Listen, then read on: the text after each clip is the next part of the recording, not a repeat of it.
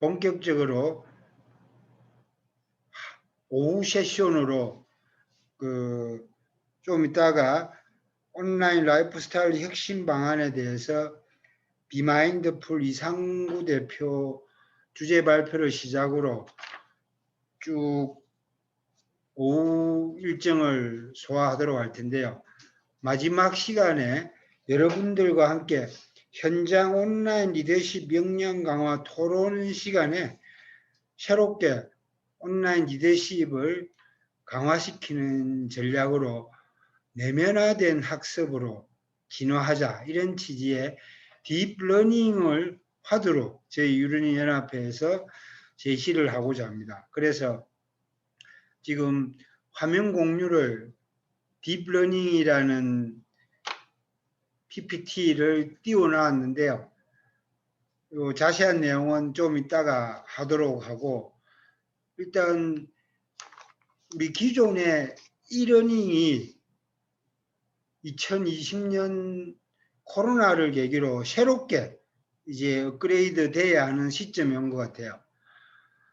처음 이러닝이 오프라인 교육의 보완제 수준에서 시작이 됐다면 20년 동안 계속 IT 기술 발전과 함께 진화를 거듭해가 나름대로 사이버 대학 또 공공기관, 기업, 이러닝, 고용보험 환급 제도 등으로 제도화된 영역에서 뿐만 아니라 사교육 쪽에도 많은 진화 발전이 있긴 한데, 사실은 이러닝이 보완제 수준으로 해도 되고 안 해도 되는 그런 정도, 해도 그만 안 해도 그만 정도였는데, 코로나 때문에 오프라인 수업을 할 수 없는 상황이 돼버리다 보니까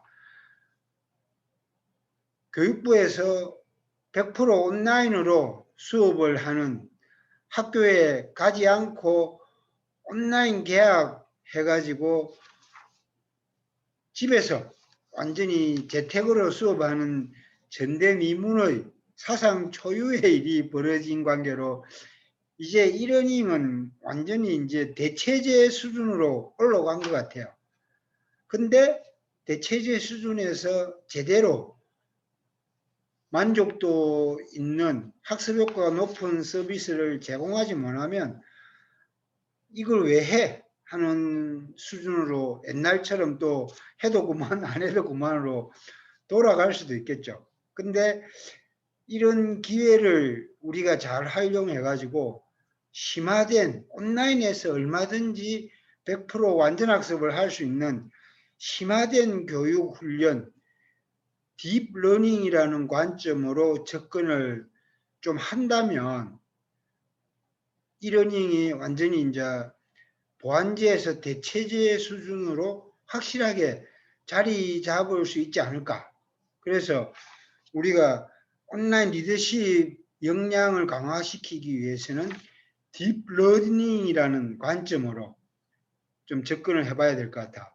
이게 그 IT 기술이 발전해가 뭐 인공지능 빅데이터를 활용해가 기계학습으로 딥러닝이라는 말도 IT 쪽에서는 있긴 한데, 그거와는 좀 다르게 내면으로 심화된 학습, 딥러닝으로, 물론 이제 나중에 끝에 그 딥러닝의 소개도 해드릴 텐데, 첫 번째로 기존의 교수학습과는 좀 다른 디퍼런트, 그 다음에 그 교육 DNA 본질을 내재하는 이센슈얼, 또 그 다음에 공감을 위한 엠퍼시, 그 다음에 그 심오한 그 무엇, 심화학습을 뜻하는 프로파운드까지 넣어가지고 그 영어 단어 첫 글자를 따서 DEP, 그래서 딥 러닝으로 이제 명명을 했는데, 이건 제가 6년 동안 그 설득 포럼에서 2021년도부터 딥 리더십이라는 화두로 계속 지금 워크숍을 하고 있는데요. 거기서 사실은 좀 차용을 했습니다. 딥 리더십에서 딥러닝으로 가면 좋겠다. 그래서 딥 리더십의 그 화두를 우리 쪽으로 끌어와 가지고 딥러닝이라 하자. 이래 된 거죠. 그래서 기존 교수학습법하고 차별화된 디퍼런트 이런 영어 단어를 써가지고 DP 심화학습 이런 취지로 그 딥러닝이라는 것을 나중에 여러분들과 같이 한번 그 소통을 해봤으면 좋겠습니다. 자, 이제 시간이 좀 돼가는 관계로 제가 막간을 이용해가 하는 거는 잠시 스톱하고 오늘의 오후 세션 메인으로 온라인 라이프 스타일 혁신 방안에 대해서 그 비마인드풀 이상구 대표 이분은 그 웹 에이전시 쪽에 20년 전부터 삼성 SDS 출신인데 하여튼 웹 쪽에 엄청 그 오랫동안 일해온 분인데 우리가 새롭게 그 코로나 이후에 비대면 상황에서 온라인의 라이프 스타일을 좀 거시적인 관점에서 좀 쳐다보고 인사이트를 좀 받아가면 어떨까 싶어서 비마인드풀 이상구 대표 이 두 개의 회사를 겸직합니다.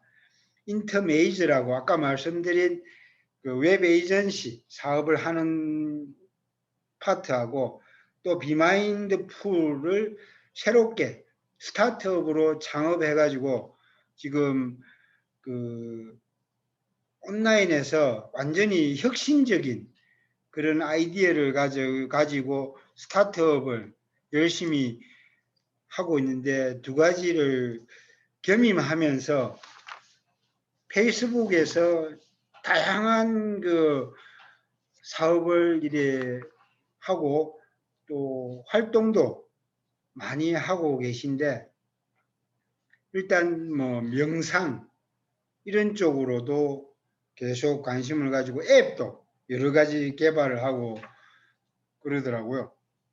그래서 온라인의 라이프 스타일을 어떻게 혁신시키는가 이 부분을 그 우리 이러닝 쪽에서는 사실 좀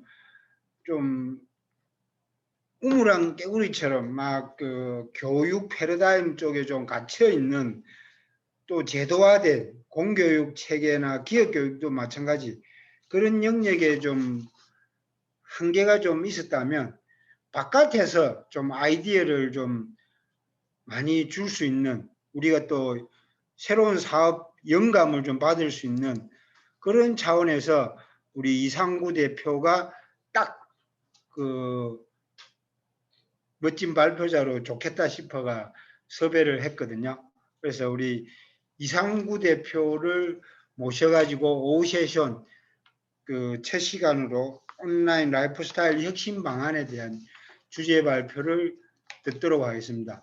우리 이상구 대표님 나와 주실래요? 예. 음소거 해제하시고 비디오 켜시고 이제 이상구 대표님이 진행을 해 주시기 바랍니다. 자, 이상구 대표님 보이지는 않지만 만나지는 않지만 큰 박수로 환영해 주시기 바랍니다. 반가. 반갑습니다. 예. 자, 이상구 대표님 이제 화면 공유하고 네네. 본격적으로 오후 세션 첫 번째 그 발표를 시작해 주시죠. 네네, 알겠습니다. 네. 제가 주어진 시간이 30분. 30분이요. 아, 다행이다. 예. 예. 뭐 좀 더 길어져도 됩니다. 우리는 예. 이상구 대표님한테 많은 영감을 받고 싶거든요. 예, 알겠습니다. 시간은 뭐 뒤로 충분히 좀 더 길어져도 되고 그러니까 많이 네네. 좀 쏟아내 주십시오. 네.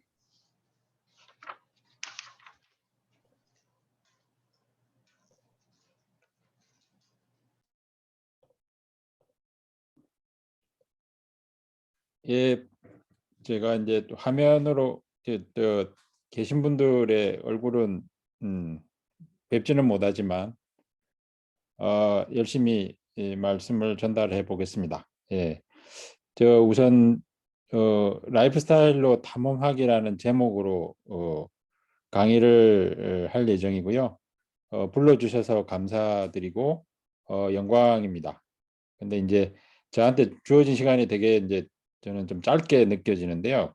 왜냐하면 얼마 전에 또 한 3시간짜리로 비슷한 내용으로 강의를 다른 데서 하고 왔는데 그거를 30분 이내로 이제 압축하자니 정말 힘들다 뭐 이런 생각이 많이 들어가지고 하지만 이제 좀 짧게 핵심만 요약해서 공유해 드려 보겠습니다. 우선 이제 내용은 크게 이제 라이프스타일로 탐험하기라는 제목인데 이게 이제 뭐 두 가지로 나눠서 이제 빠르게 말씀드릴 건데요. 결국은 이제 세상 변화가 너무 변화무쌍한데 개인이나 그다음에 조직이 내가 맡고 있는 조직이 이거를 어떻게 대응해야 되느냐 이런 이야기거든요. 뭐 탐험한다는 거는 결국은 정말 미지의 세계를 내가 막 정처 없이 이리저리 부딪혀가는 건데 제 심정이 그렇고 지난 제가 사업 20년 이상을 했는데 그 과정이 거의 탐험 수준입니다. 탐험. 그래서 그 보고 듣고 느낀 거를 책을 썼고 라이프스타일로 마케팅하다는 책을 썼는데 이제 제가 이제 뭐 사업은 하는 사람도 되게 많지만 제가 약간 특이한 거는 한 2013년부터 매주 토요일 날 아침에 여럿이 같이 걷기도 하고 혼자 걷는 거가 지금 몇 년째 이제 하고 있죠. 그래서 그러면서 세상 변화를 직접 걸어 다니면서 보고 느낀 거를 정리한 게 책이고 그 와중에 제일 중요한 점은 결국은 이 지금 내가 어떤 상황인지를 분위기를 파악하는 거. 그러니까 어떤 상황에 내가 놓여 있는지를 잘 이해해야 하는 게 제일 중요하다라는 걸 느꼈습니다. 그래서 오늘은 그런 관점에서 쭉 말씀을 드릴 예정입니다. 시간이 짧아서 조금 빠르게 넘어가는데 조금 양해를 부탁드릴게요. 이제 결국은 지금 내가 지금 가끔가다 그렇잖아요. 내가 지금 뭐 하고 있지? 지금 내 주변 상황이 한번 둘러볼 때가 있잖아요. 그러면서 내가 가진 이 느낌과 공감 능력이 전체적으로 올바른 길로 가고 있는지를 판단하려고 하는 인간 본능이 있다고 합니다. 그래서 지금 상황을 어떻게 해석하는지를 먼저 말씀드린데 두 가지로 말씀을 드려볼게요. 한 가지는 이 부분인데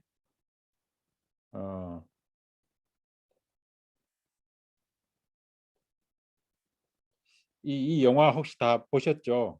다 음소거를 하셔가지고 저 혼자 이제 말씀을 드려야 되는데 어느 날 이제 영화관에서 영화 보다가 스크린을 이렇게 큰 파도가 압도하는 걸 보고 깜짝 놀란 적이 있었어요. 이게 인터스텔라라는 영화인데 이제 이 시간과 중력이 압축된 거죠. 그래서 이 파도 높이가 1.2km라고 하고요.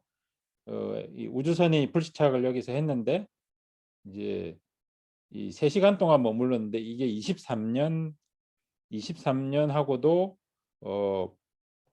4개월 8일 정도 있었던 걸로 그 영화 속에서 나옵니다.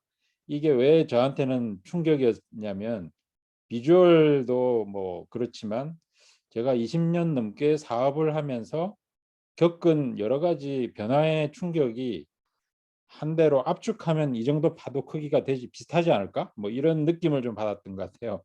어떤 거였냐면 예를 들어서 제가 이제 삼성 다니다가 나와서 명함을 이제 돌리는데 뭐 예전에 신문 기자하는 친구가 야 이메일 이거 어떻게 쓰는 거냐 나도 좀 가르쳐 줘 이런 기억이 납니다.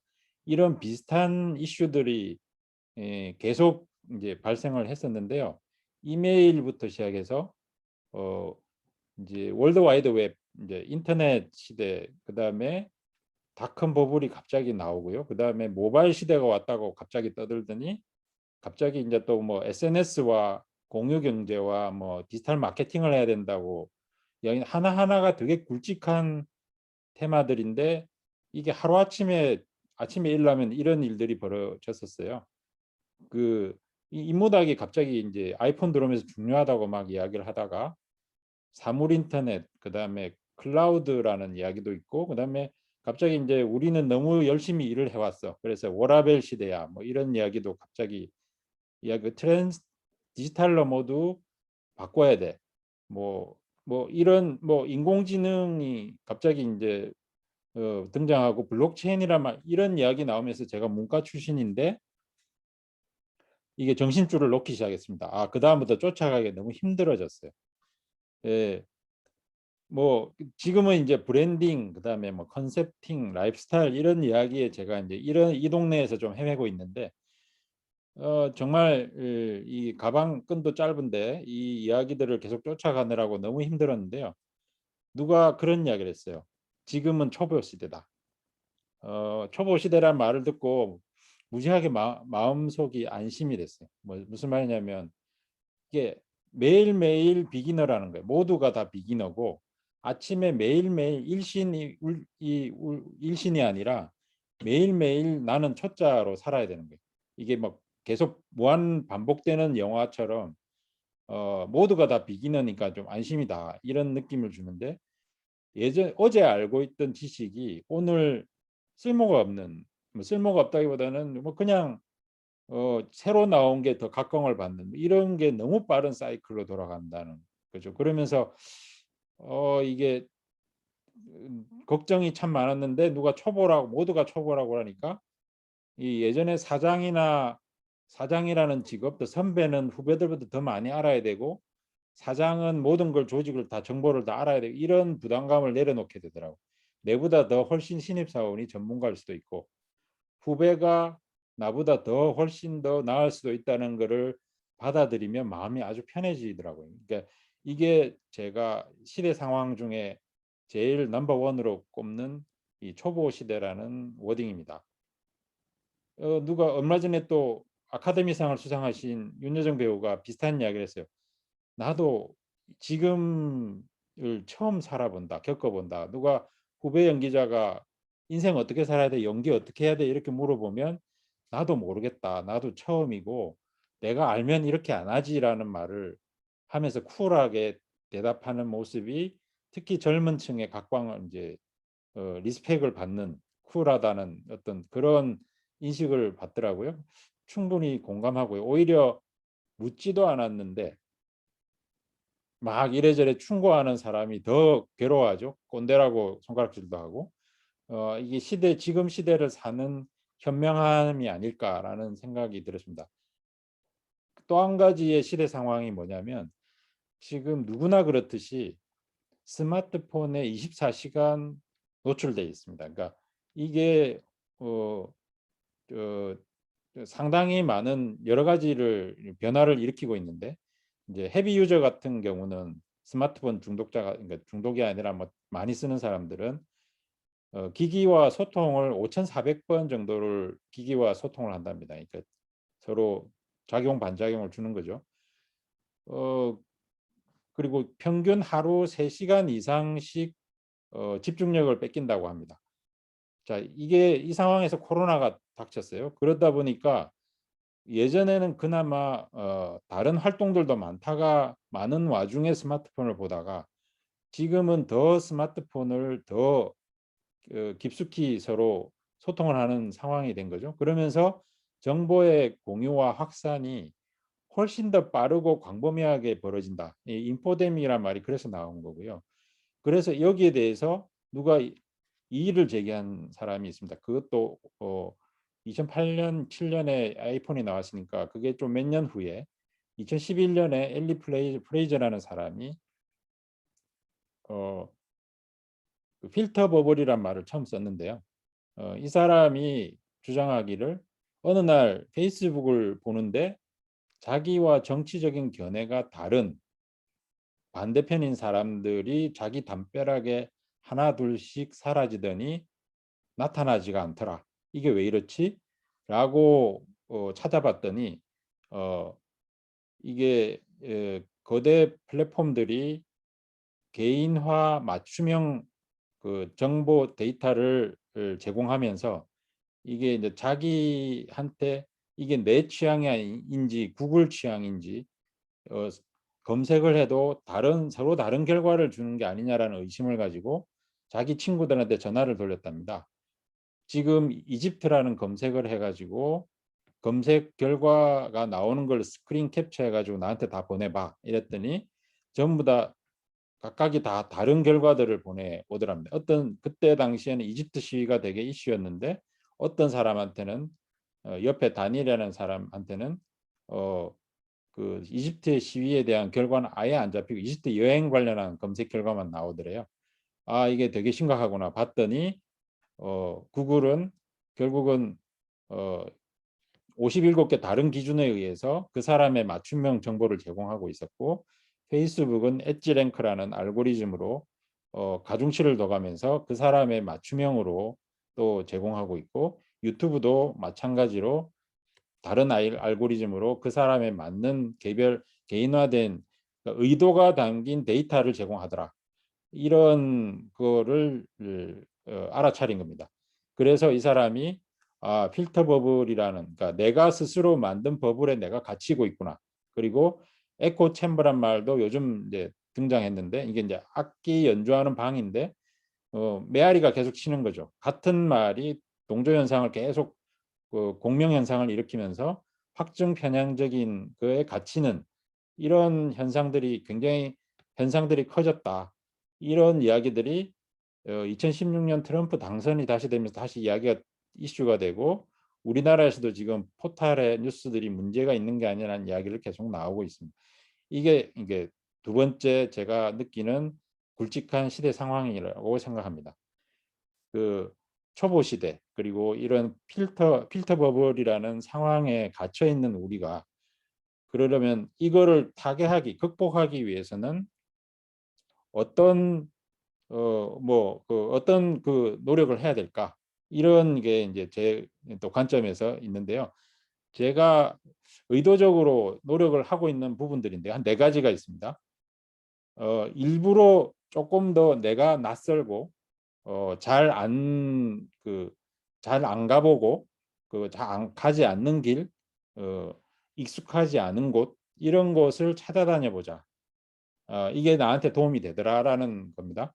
그러니까 예전에 그 알쓸신잡이라는 방송 프로에서 경남 통영이 왜 유명한 문화예술인들이 한꺼번에 배출이 됐느냐, 박경리, 윤희상, 김춘수, 유치원, 이런 창의적인 사람들이 배출된 이유는 그 당시 통영이 그 이질적인 문물이 항구 도시로서 굉장히 활발하게 문물이 교류되는 곳이었기 때문에 가능했다라는 이야기가 되게 인상 깊었고, 또 펜실베니아 미국 대학에서 실험을 했는데 세 가지 그룹으로 나누어서 실험을 했더니 이 밀접도와 친밀도가 중간 정도 되는 그룹에서 새로운 지식과 경험의 공유와 전파가 가장 빠르게 나타나더라. 이런 실험 결과를 본 적이 있습니다. 이게 뭐 예를 들어서 되게 밀접한 것 중에 초등학교 동창회 같은 것이죠. 그러니까 여기는 맨날 하는 이야기, 옛날 추억, 이게 반복합니다.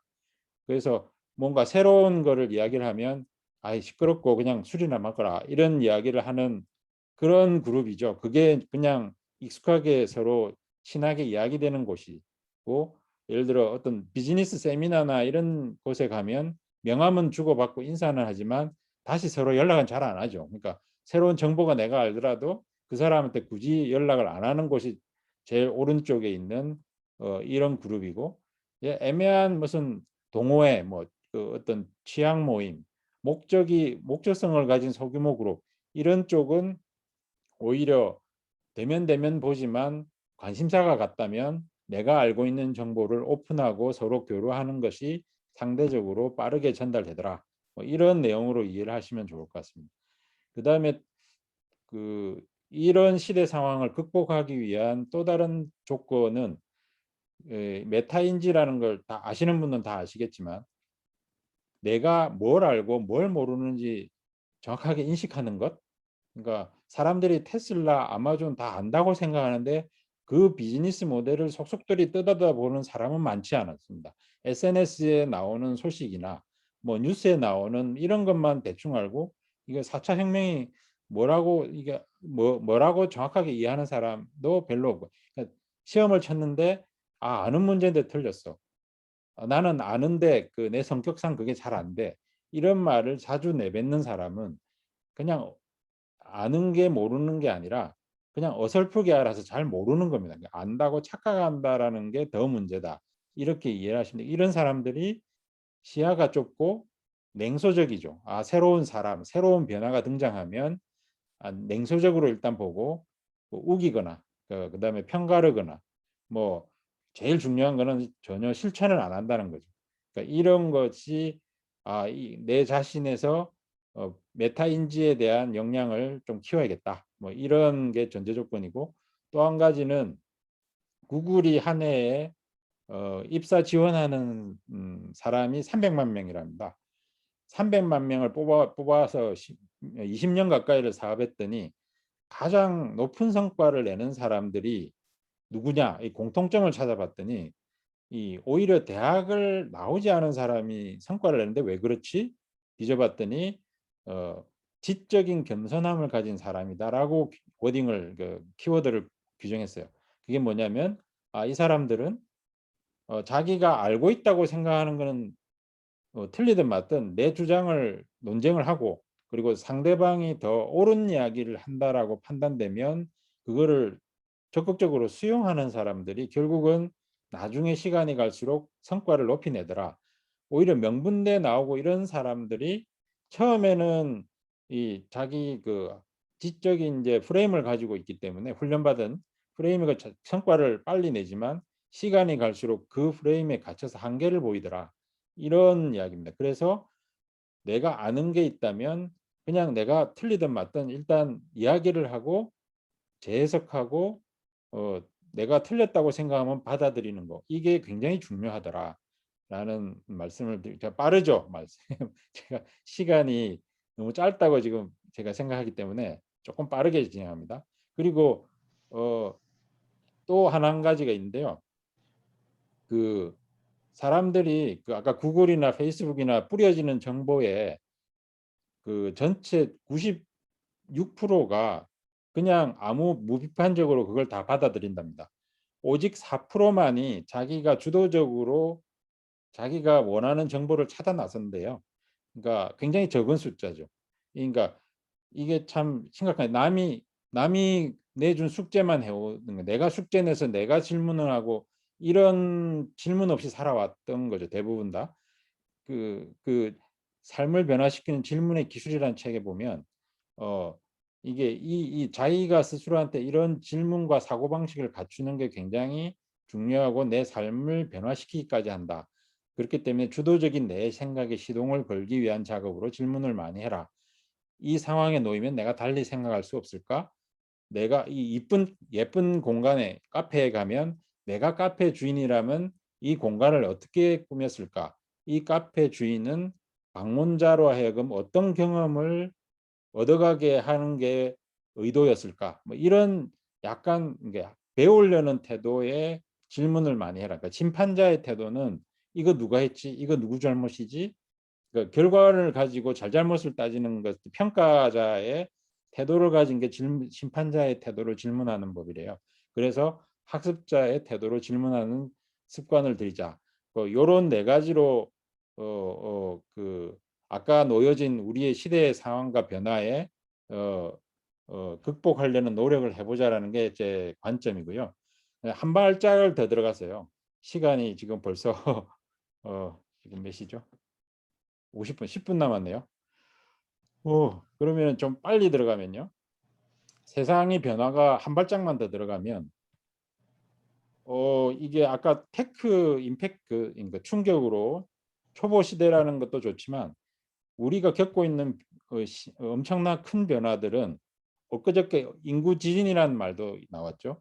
그러니까 인구 절벽, 인구 지진이라고 불릴 정도로 미래를 예측하는 가장 확실한 예측 수단이 인구 변화라고 했는데, 인구 변화가 극심하게 벌어지고 있는 상황에 저희는 놓여 있고, 거기다가 기후가 또 미세먼지가 뭐 날씨가 어떤 차원이 아니라 기업들이 생존을 좌우하는 요소로 기후 위기라는 말을 쓰죠, 보통은.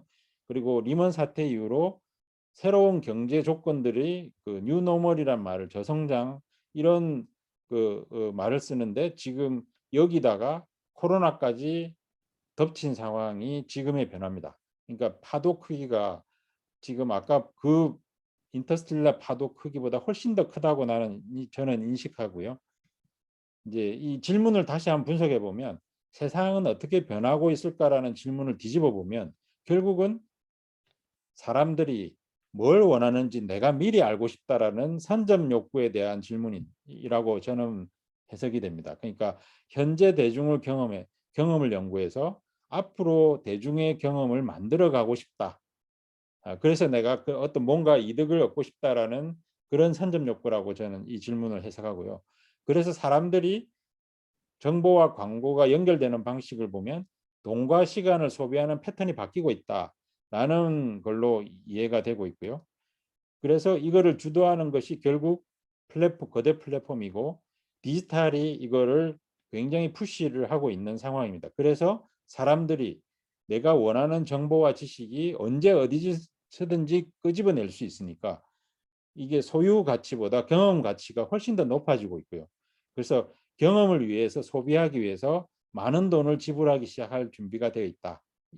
그래서 그 트렌드가 변하고 있고 요즘에 트렌드라는 거는 대부분 다 라이프 스타일에 대한 의미로 많이 쓰입니다. 뒤에 다시 말씀을 드리겠지만 카이스트의 뇌과학자이신 이제 정재승 교수님이 그런 4차 혁명을 쉽게 풀어서 설명을 해주셨는데 현재 물리적인 세계가 현실 세계가 있다면 이게 데이터나 클라우드로 빅데이터화 돼 가지고 가상의 세계가 또 다른 어나더 월드가 만들어지고 있는 거죠.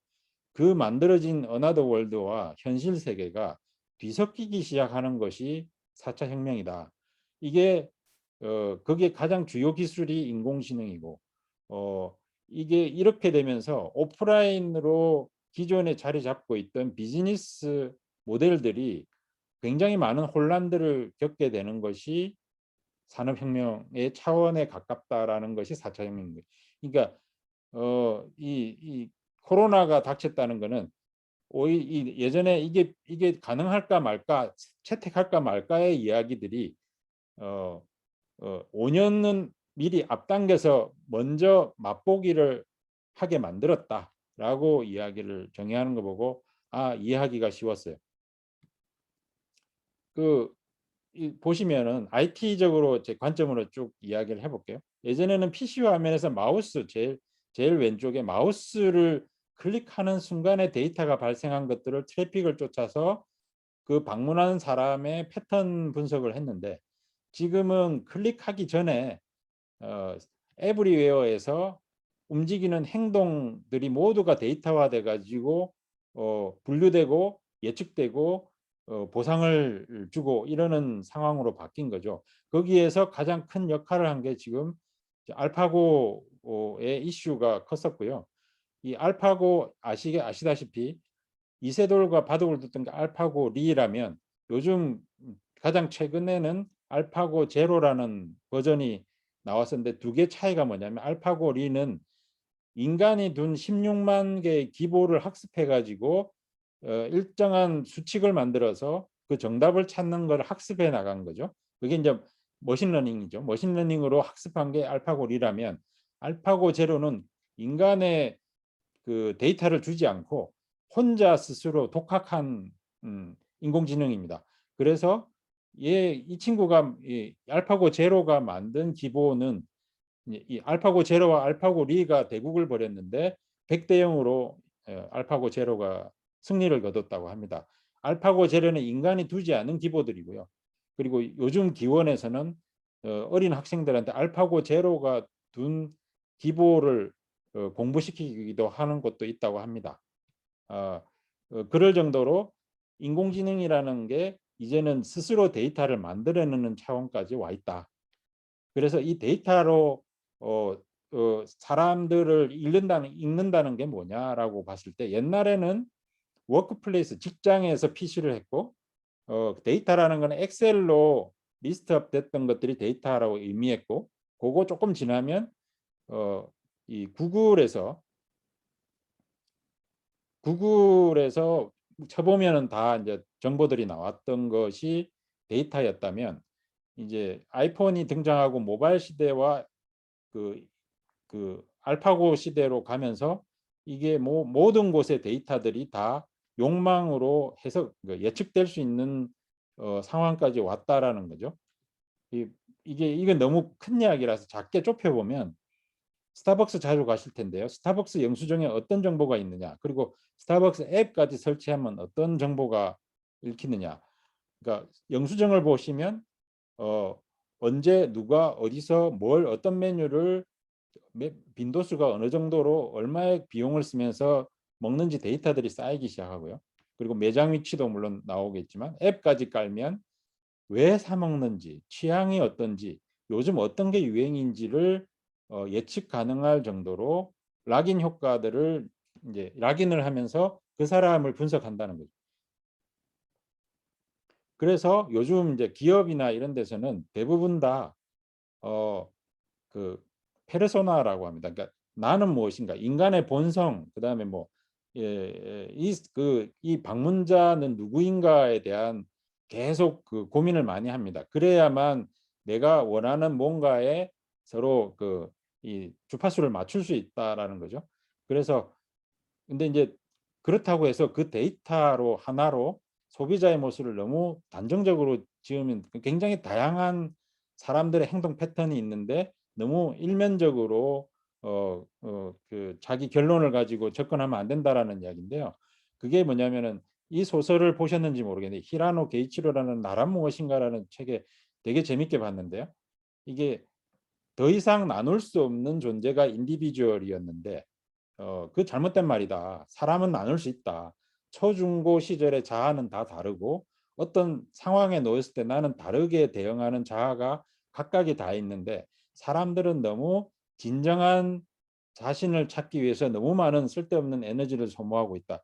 원래 나는 여러 가지 모습이 있다라는 이야기를 합니다. 그래서 재밌는 이야기였고, 그래서 보면 기업 마케팅에서도 요즘 페르소나란 말을 굉장히 많이 씁니다. 페르소나의 분석은 왜 중요하냐면 지금 불특정 다수를 내가 어프로치하기 위해서 어떤 기준을 갖기가 너무 힘드니까 어떤 타겟층을 좁히는 거죠. 핵심 타겟이 누구냐를 정하고 뭐 29세 누구가 어떤 평소에 어떤 생활 패턴을 가지고 있는지를 정하고 그 사람의 인생 목표는 뭐가 제일 중요한 가치관인지, 그다음에 가치는 어떤 경험을 하고 싶어 하는지, 그다음에 사용을 뭔가 제품과 서비스를 쓸 때는 어떤 어떤 취향에 열광하는지, 이런 목표를 세 가지를 분류해서 그 사람을 처음에 가설을 세우고 그 사람이 열광할 만한 서비스와 제품을 개발한다. 이런 것이 페르소나의 시작입니다. 그래서 기업은 제품을 출시할 때 비즈니스 전략, 마케팅, 브랜딩, 컨셉팅, 뭐 여러 가지 컨텐츠들을 다 이게 수직적으로 나열하지만 요즘은 사람들의, 그러니까 커스터머가 바이하는 것을 관찰하는 게 아니고 사람들이 사는 모습을 관찰하는, 그러니까 라이프 스타일이 되게 중요하다라는 것이 요즘 이제 변신하는 기업의 어떤 중요한 이슈로 떠오른 거죠. 그래서 라이프 스타일이란, 제가 시간이 59분인데요. 이게 절반밖에 이야기를 못했어요. 내가 빨리 하려고 했는데요. 그래도 뭐 일단 그만두라고 할 때까지만 말씀. 예, 좀 더 해도 됩니다. 그래요? 예, 예, 시간 충분하니까.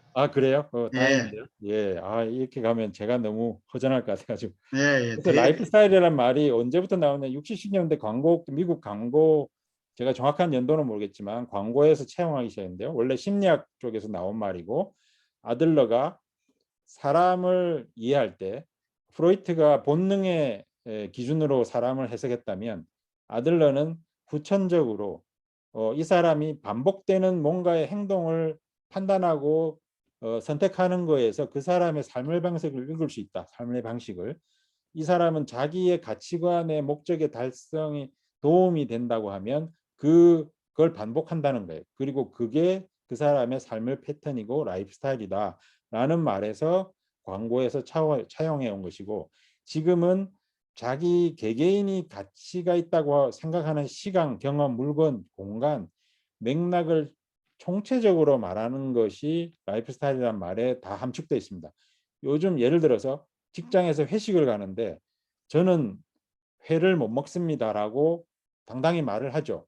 이제 자기 취향이 뭔지, 자기 가치관이, 자기 삶의 기호가 뭔지를 이제 말을 하는 시대가 왔어요. 예전에는 집단에 다 묻혀 있었는데 개개인의 가치들이 이제 SNS에 하루가 다르게 실시간으로 내가 뭘 좋아해라는 자기 표현의 수단으로서 계속 경험의 어떤 순간을 공유합니다.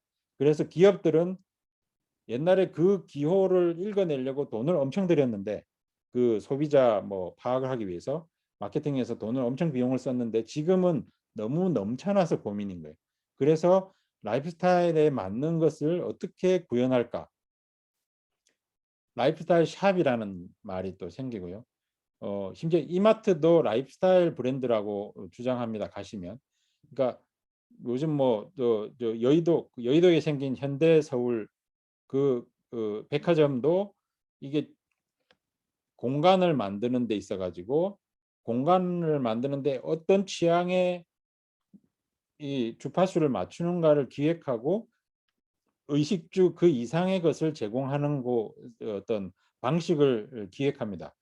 그리고 라이프스타일 제품이라는 게 결국은 사람들이 욕망하는 어떤 경험치의 표현 수단으로 제품, 모임, 뭐 그런 서비스들을 이제 실시간으로 어떻게 이 사람들을 끌어모을지, 사람들을 끌어모을지에 대한 고민을 하는 게 마케팅이 됐죠.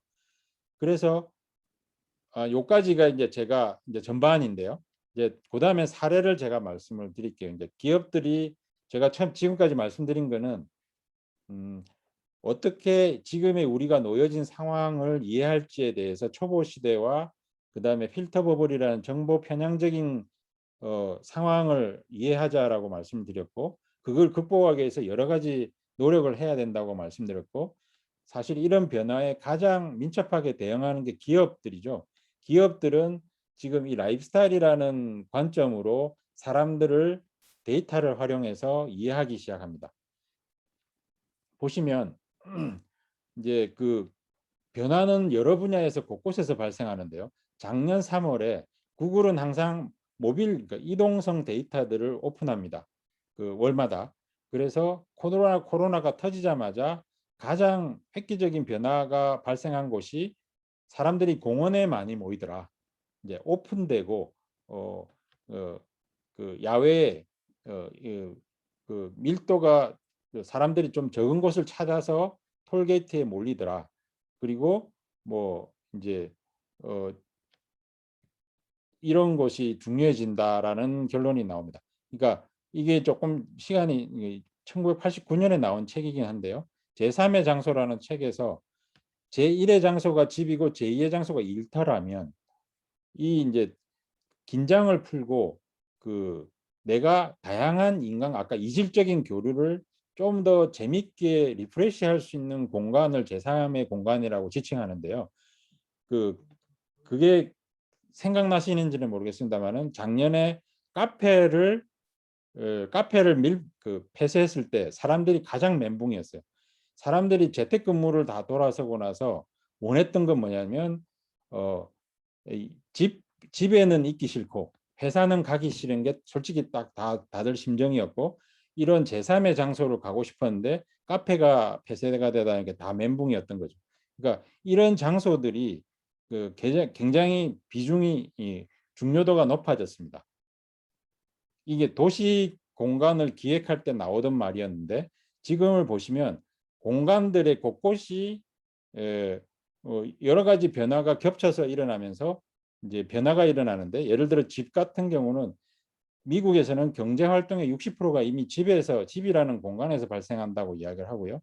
그다음에 무인양품의 디자인 총괄하는 사람이 하라켄야라는 사람이 있는데, 이 사람은 그럼으로 해서 삶이 패턴과 라이프스타일이 바뀌면서 소파는 꼭 쉬는 TV 보는 가구여야 해? 이런 질문을 연구를 하면서 언제든지 아이디어가 떠오르면 바로 앉아서 그 아이디어로 일과 연결할 수 있는 가구로 바꾸는 실험, 그리고 침대도 마찬가지.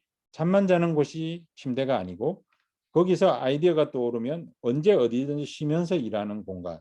앞으로는 워라벨이 아니라 워크와 라이프가 믹싱되는 시대가 오고 있다라는 이야기를 하고 있습니다. 사무실도 개인 책상을 없애는 회사들, 글로벌 회사들. 왜냐하면 텅텅 비었다가 재택근무로 다시 돌아오는데 이제는 예전하고 똑같은 형태로는 근무하기 힘들어졌다라고 이야기를 하고, 그래서 우연히 마주치는 세렌디피티 현상, 서로 그럴 때 가장 창의적인 아이디어와 혁신적인 제품이 많이 나오더라라는 그런 통계에 의해서 회사의 공용 공간을 다르게 활용하는 쪽에 움직임이 굉장히 많아지고 있다고 하고요. 그 다음에 아시겠지만 코워킹은 너무 많은 장소들이 막 업종별 코워킹 장소부터 굉장히 많이, 심지어는 집도 에어비앤비처럼 사무 공간으로 대여하는, 회의실이나 토론 공간이나 이렇게 대여하는 서비스 스타트업들도 막 나오고 있고요.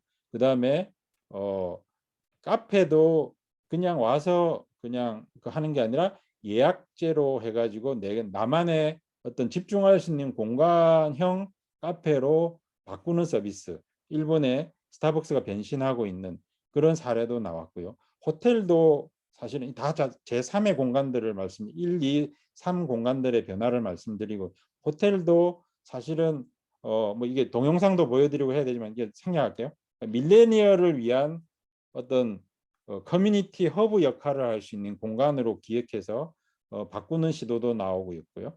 그 다음에 뭐 서점은 예전부터 제일 얼리 어답터로 이런 변화에 앞서 있고요.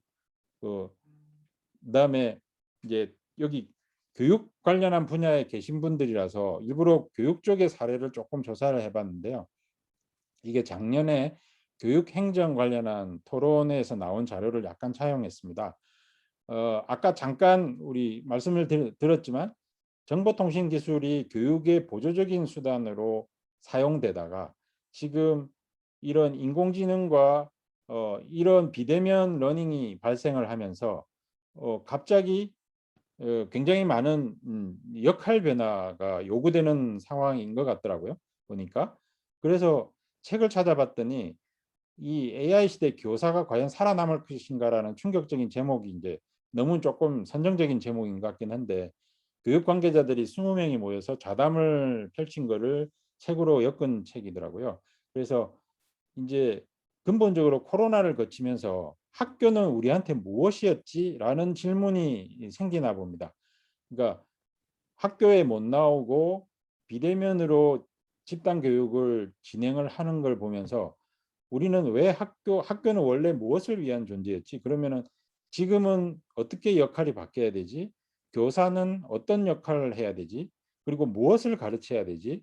이런 근본적인 고민이 아까 말씀드렸듯이 코로나로 인해서 4차 산업혁명처럼 굉장히 앞당긴 고민을 갑자기 크게 하기 시작했다는 거죠. 이 모라백의 역설이라는 게 컴퓨터와 인간은 서로 쉬운 게 서로 어려운 상황에 서로 뒤바뀌어 있다라는 이야기인데요. 결국은 이게 기계가 들어오고 인공지능이 들어왔을 때 사람은 뭘 해야 되지? 어떤 장점이 있었지라는 이야기가 질문이 나오고 있고, 그 다음에 그러면서 어떻게 가르쳐야 되는 거지? 그러니까 가르치는 내용을 쪼개봤더니 제일 밑단에 그 단순 기억하고 이해시키는 지식 전달은 이거는 인공지능이 대체할 수 있는 거 아니야? 손쉽게? 라는 이야기를 합니다.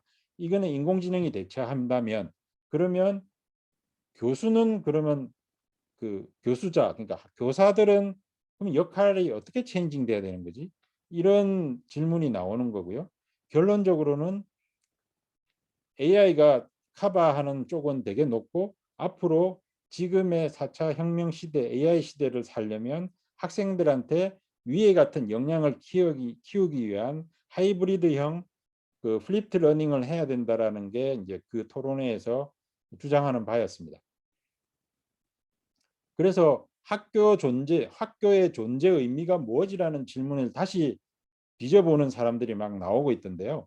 그러니까 학교 교육이라는 게 결국은 중세 길드 시스템에서 온 건데 도제식으로 수련생이 들어오고 장인이 들어오고 장인으로 승진하고 명인으로 올라가고 이런 시스템을 받아들여 가지고 학사, 석사, 박사 뭐 이렇게 이런 걸 차용했던 것이고 사실은 학교가 유지될 수 있었던 것은 이런 가방끈이 길어질수록 일자리와 소득이 많아진다라는 믿음 때문에 사실은 계층 이동의 수단으로서 학교가 기능을 했던 것이고 국가 입장에서는 국가가 필요한 산업화에 필요한 인재를 길러내는 곳으로서 학교가 역할을 했던 건데 예전부터 자꾸 학교가 그럼으로 해서 너무 집단적인 그 표준화된 교육에 치우치면서 잠재력을 죽였던 게 아니냐라는 문제 제기는 있었지만 이제 사실은 그 나머지는 별 불만 없이 왔는데 학비가 비싸게 내는 곳일수록 문제 제기가 커진 거죠.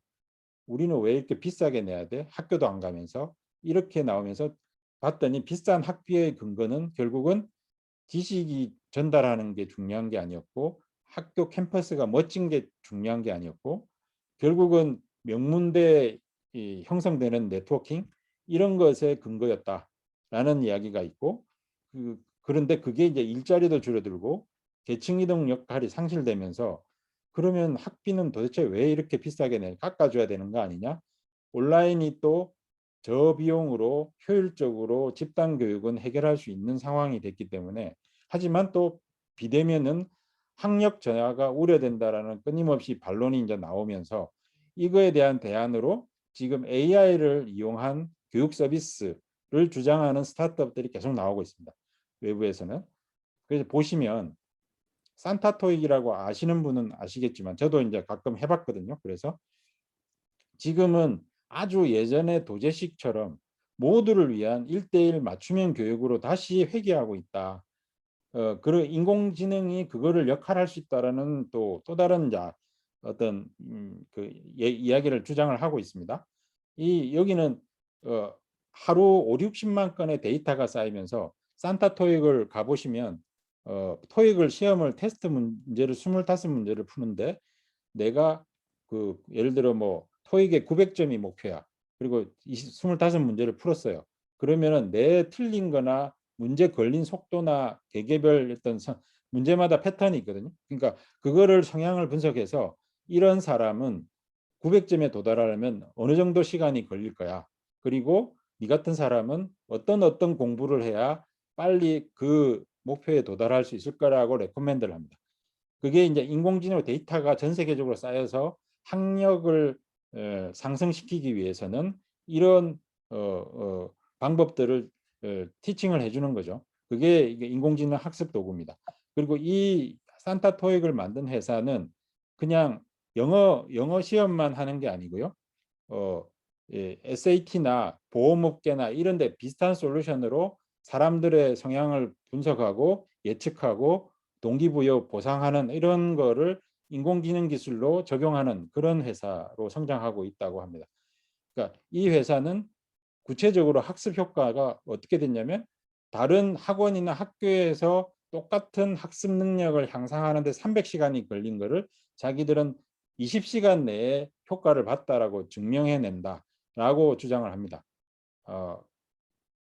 그러니까 사실은 이제 다른 학습 도구 같은 대체제들의 학습 공간들은 쇼킹한 이야기인 거죠. 그래서 AI 튜터란 말이 계속 나오고 있고 심지어는 쇼핑몰도 생기고 있어요. 이게 보시면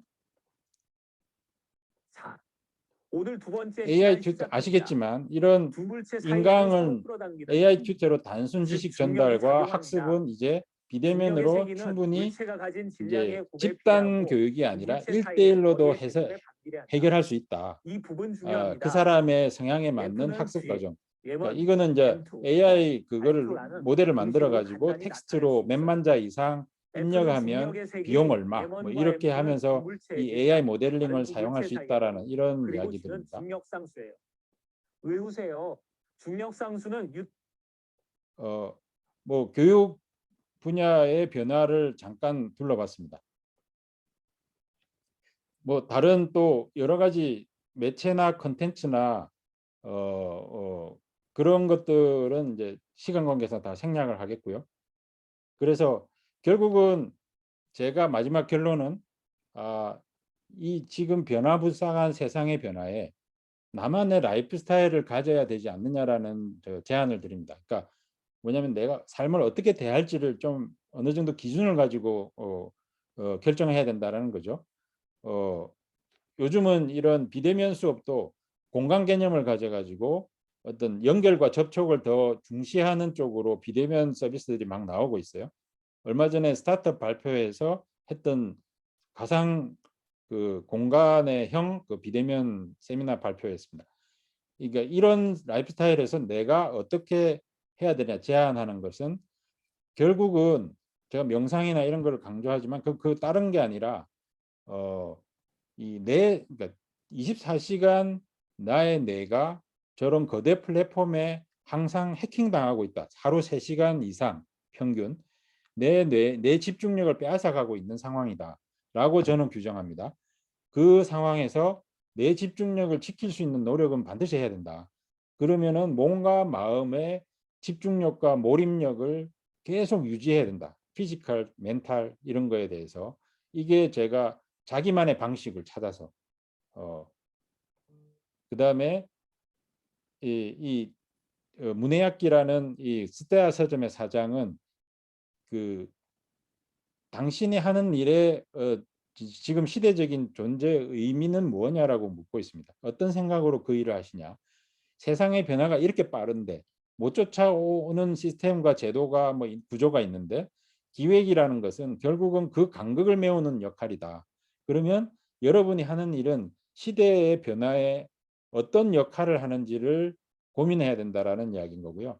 그래서 일상을 세심하게 관찰해야 되고 그다음에 큐레이션 하는 능력을 키워야 되고 기획하는 능력을 키워야 된다라는 이야기를 하고 있습니다. 일을 하는 사람이라면. 예. 그다음에 또 한 가지가 있다면 새로운 변화에 대해서 너무 시니컬하게 대할 필요도 없지만 너무 그걸 쫓아다니도 너무 허망하죠. 그래서 양쪽에 다 양쪽의 밸런스를 균형 잡는 기술을 갖춰야 된다는 이야기를 합니다. 그래서 모든 가설에 대해서 변화에 대해서 회의적인 시각을 바라보면서 동시에 새로운 생각에 마음을 열어야 된다. 라는 정도의 부담은 가지고 살아야 된다라는 이야기를 하고 있고요. 그리고 마지막으로 나만의 내비게이션을 만들어야 된다라는 거죠. 그러니까 제가 맨날 토요일 날 계속 걷는 요즘은 집중적으로 성수동을 걷고 있는데요. 성수동에 간 포인트마다 찍고 있어요. 일부러. 그러니까 여기에서 내가 지나고 나면 다 잊어버리니까 어떤 포인트에 어떤 그 데이터가 남겨질 수 있지라는 거를 구글맵에 다 점을 찍어서 내가 간 곳에 대해서 나중에 종합적으로 한번 판단해 보자라는 훈련을 해보고 있는 연습 삼아 해보고 있는데 그러니까 이 정재성 교수의 책을 보면 그 12발자국은 책인데요. 1장만 보셔야 됩니다. 모든 학생들이나 그 리타이어를 앞둔 사람들은 앞으로 내가 뭐 먹고 살지를 다 고민하고 있는데 이 상황에서 사람들이 다 고민만 하고 실천을 안 한다는 거죠. 그래서 사람들이 보면은 뇌를 분석해 보면 합리적인 선택을 하려고 고민만 너무 많이 한다는 거죠. 근데 실제로 사람들은 인간은 뇌 구조는 합리적인 선택을 할 수 없는 구조인데 그런 경우에는 70% 정도만 확신이 들면 실행을 하는 게 맞다라고 추천하고 있고요. 실행하면서 얻는 learning by doing, 그러니까 시행착오를 쌓으면서 합리적인 판단을 할 수 있도록 노력해야 된다라는 게 그러니까 그렇게 된다. 자기가 길을 나서야 길을 잃어봐야 세상을 향한 나만의 지도를 만들 수 있다라는 갖출 수 있다. 그러면서 이 변화무쌍한 세상에 대응해 나갈 수 있다라는 걸로 제가 오늘 강의를 마무리하겠습니다. 시간을 많이 뺏었습니다. 이상입니다. 아우, 너무 멋집니다. 네. 자, 너무 우리 오래 걸렸죠. 아니요, 괜찮아요. 이상구 대표님 발표를 듣다 보니까 이 그간의 변화를 쭉 한눈에 딱 그 읽을 수 있는 좋은 그 발표를 해주셔가 너무 좋고 네. 일단 시간 관계상 그 우리 이상구 대표님한테 잠깐이라도 뭐 궁금한 점 질문하시고 싶은 분 질문 시간 좀 갖도록 하고요. 또 뭐 채팅으로 간단하게 글 남겨주셔도 되고요. 저는 개인적으로 그 학교의 변화 이런 부분에 대해서 우리 이상구 대표가 바깥에서 우리 교육 쪽에 그 변화를 읽어가 특별히 이번 시간에 이렇게 그 요약 정리해 준 게 너무 자극을 많이 받았습니다. 옛날에 그 서당처럼 다시 맞춤형 교육이 재등장할 수 있을 것 같아 이런 예, 생각을 맞습니다. 예. 하게 되고 우리 이상구 대표를 다음에 교육 쪽에 딱 특화시켜가 한 번 더 객관적인 시각에서 우리 이러닝 쪽 온라인 교육 쪽을 어떻게 좀 바라볼 건가 집중적으로 딱 한 번 더 모셔가 이야기를 듣고 싶네요. 예, 감사합니다. 예. 예, 질문하실 분, 예, 우리 이상구 대표님이 너무 그 짧은 시간에 많이 도움되는 걸 해주셔가지고 지금 사람들이 좀 글쎄 말이야, 너무 예, 흥설수설해드린 게 아닌가 싶어서. 공부가 많이 됐습니다. 예. 예, 자 일단 그러면 우리 이상구 대표님 발표는 이것으로 정리해도 될까요? 예, 예. 그러면 이상구 대표님 발표는 이것으로 마치고 우리 시간이 좀 많이 지났기 때문에 5분 뒤에 다음 세션으로 온라인 리더십 U 공유 전략에 대해서 이야기를 참석자 여러분하고 같이 나눠보도록 하겠습니다. 자, 이상무 대표님 수고하셨고 5분 뒤에 다시 뵙도록 할게요. 5분간 잠깐 쉬었다가 5분 그러니까 2시 28분에 다시 시작하도록 하겠습니다. 잠깐 예, 휴식. 감사합니다. 네, 수고하셨습니다. 예.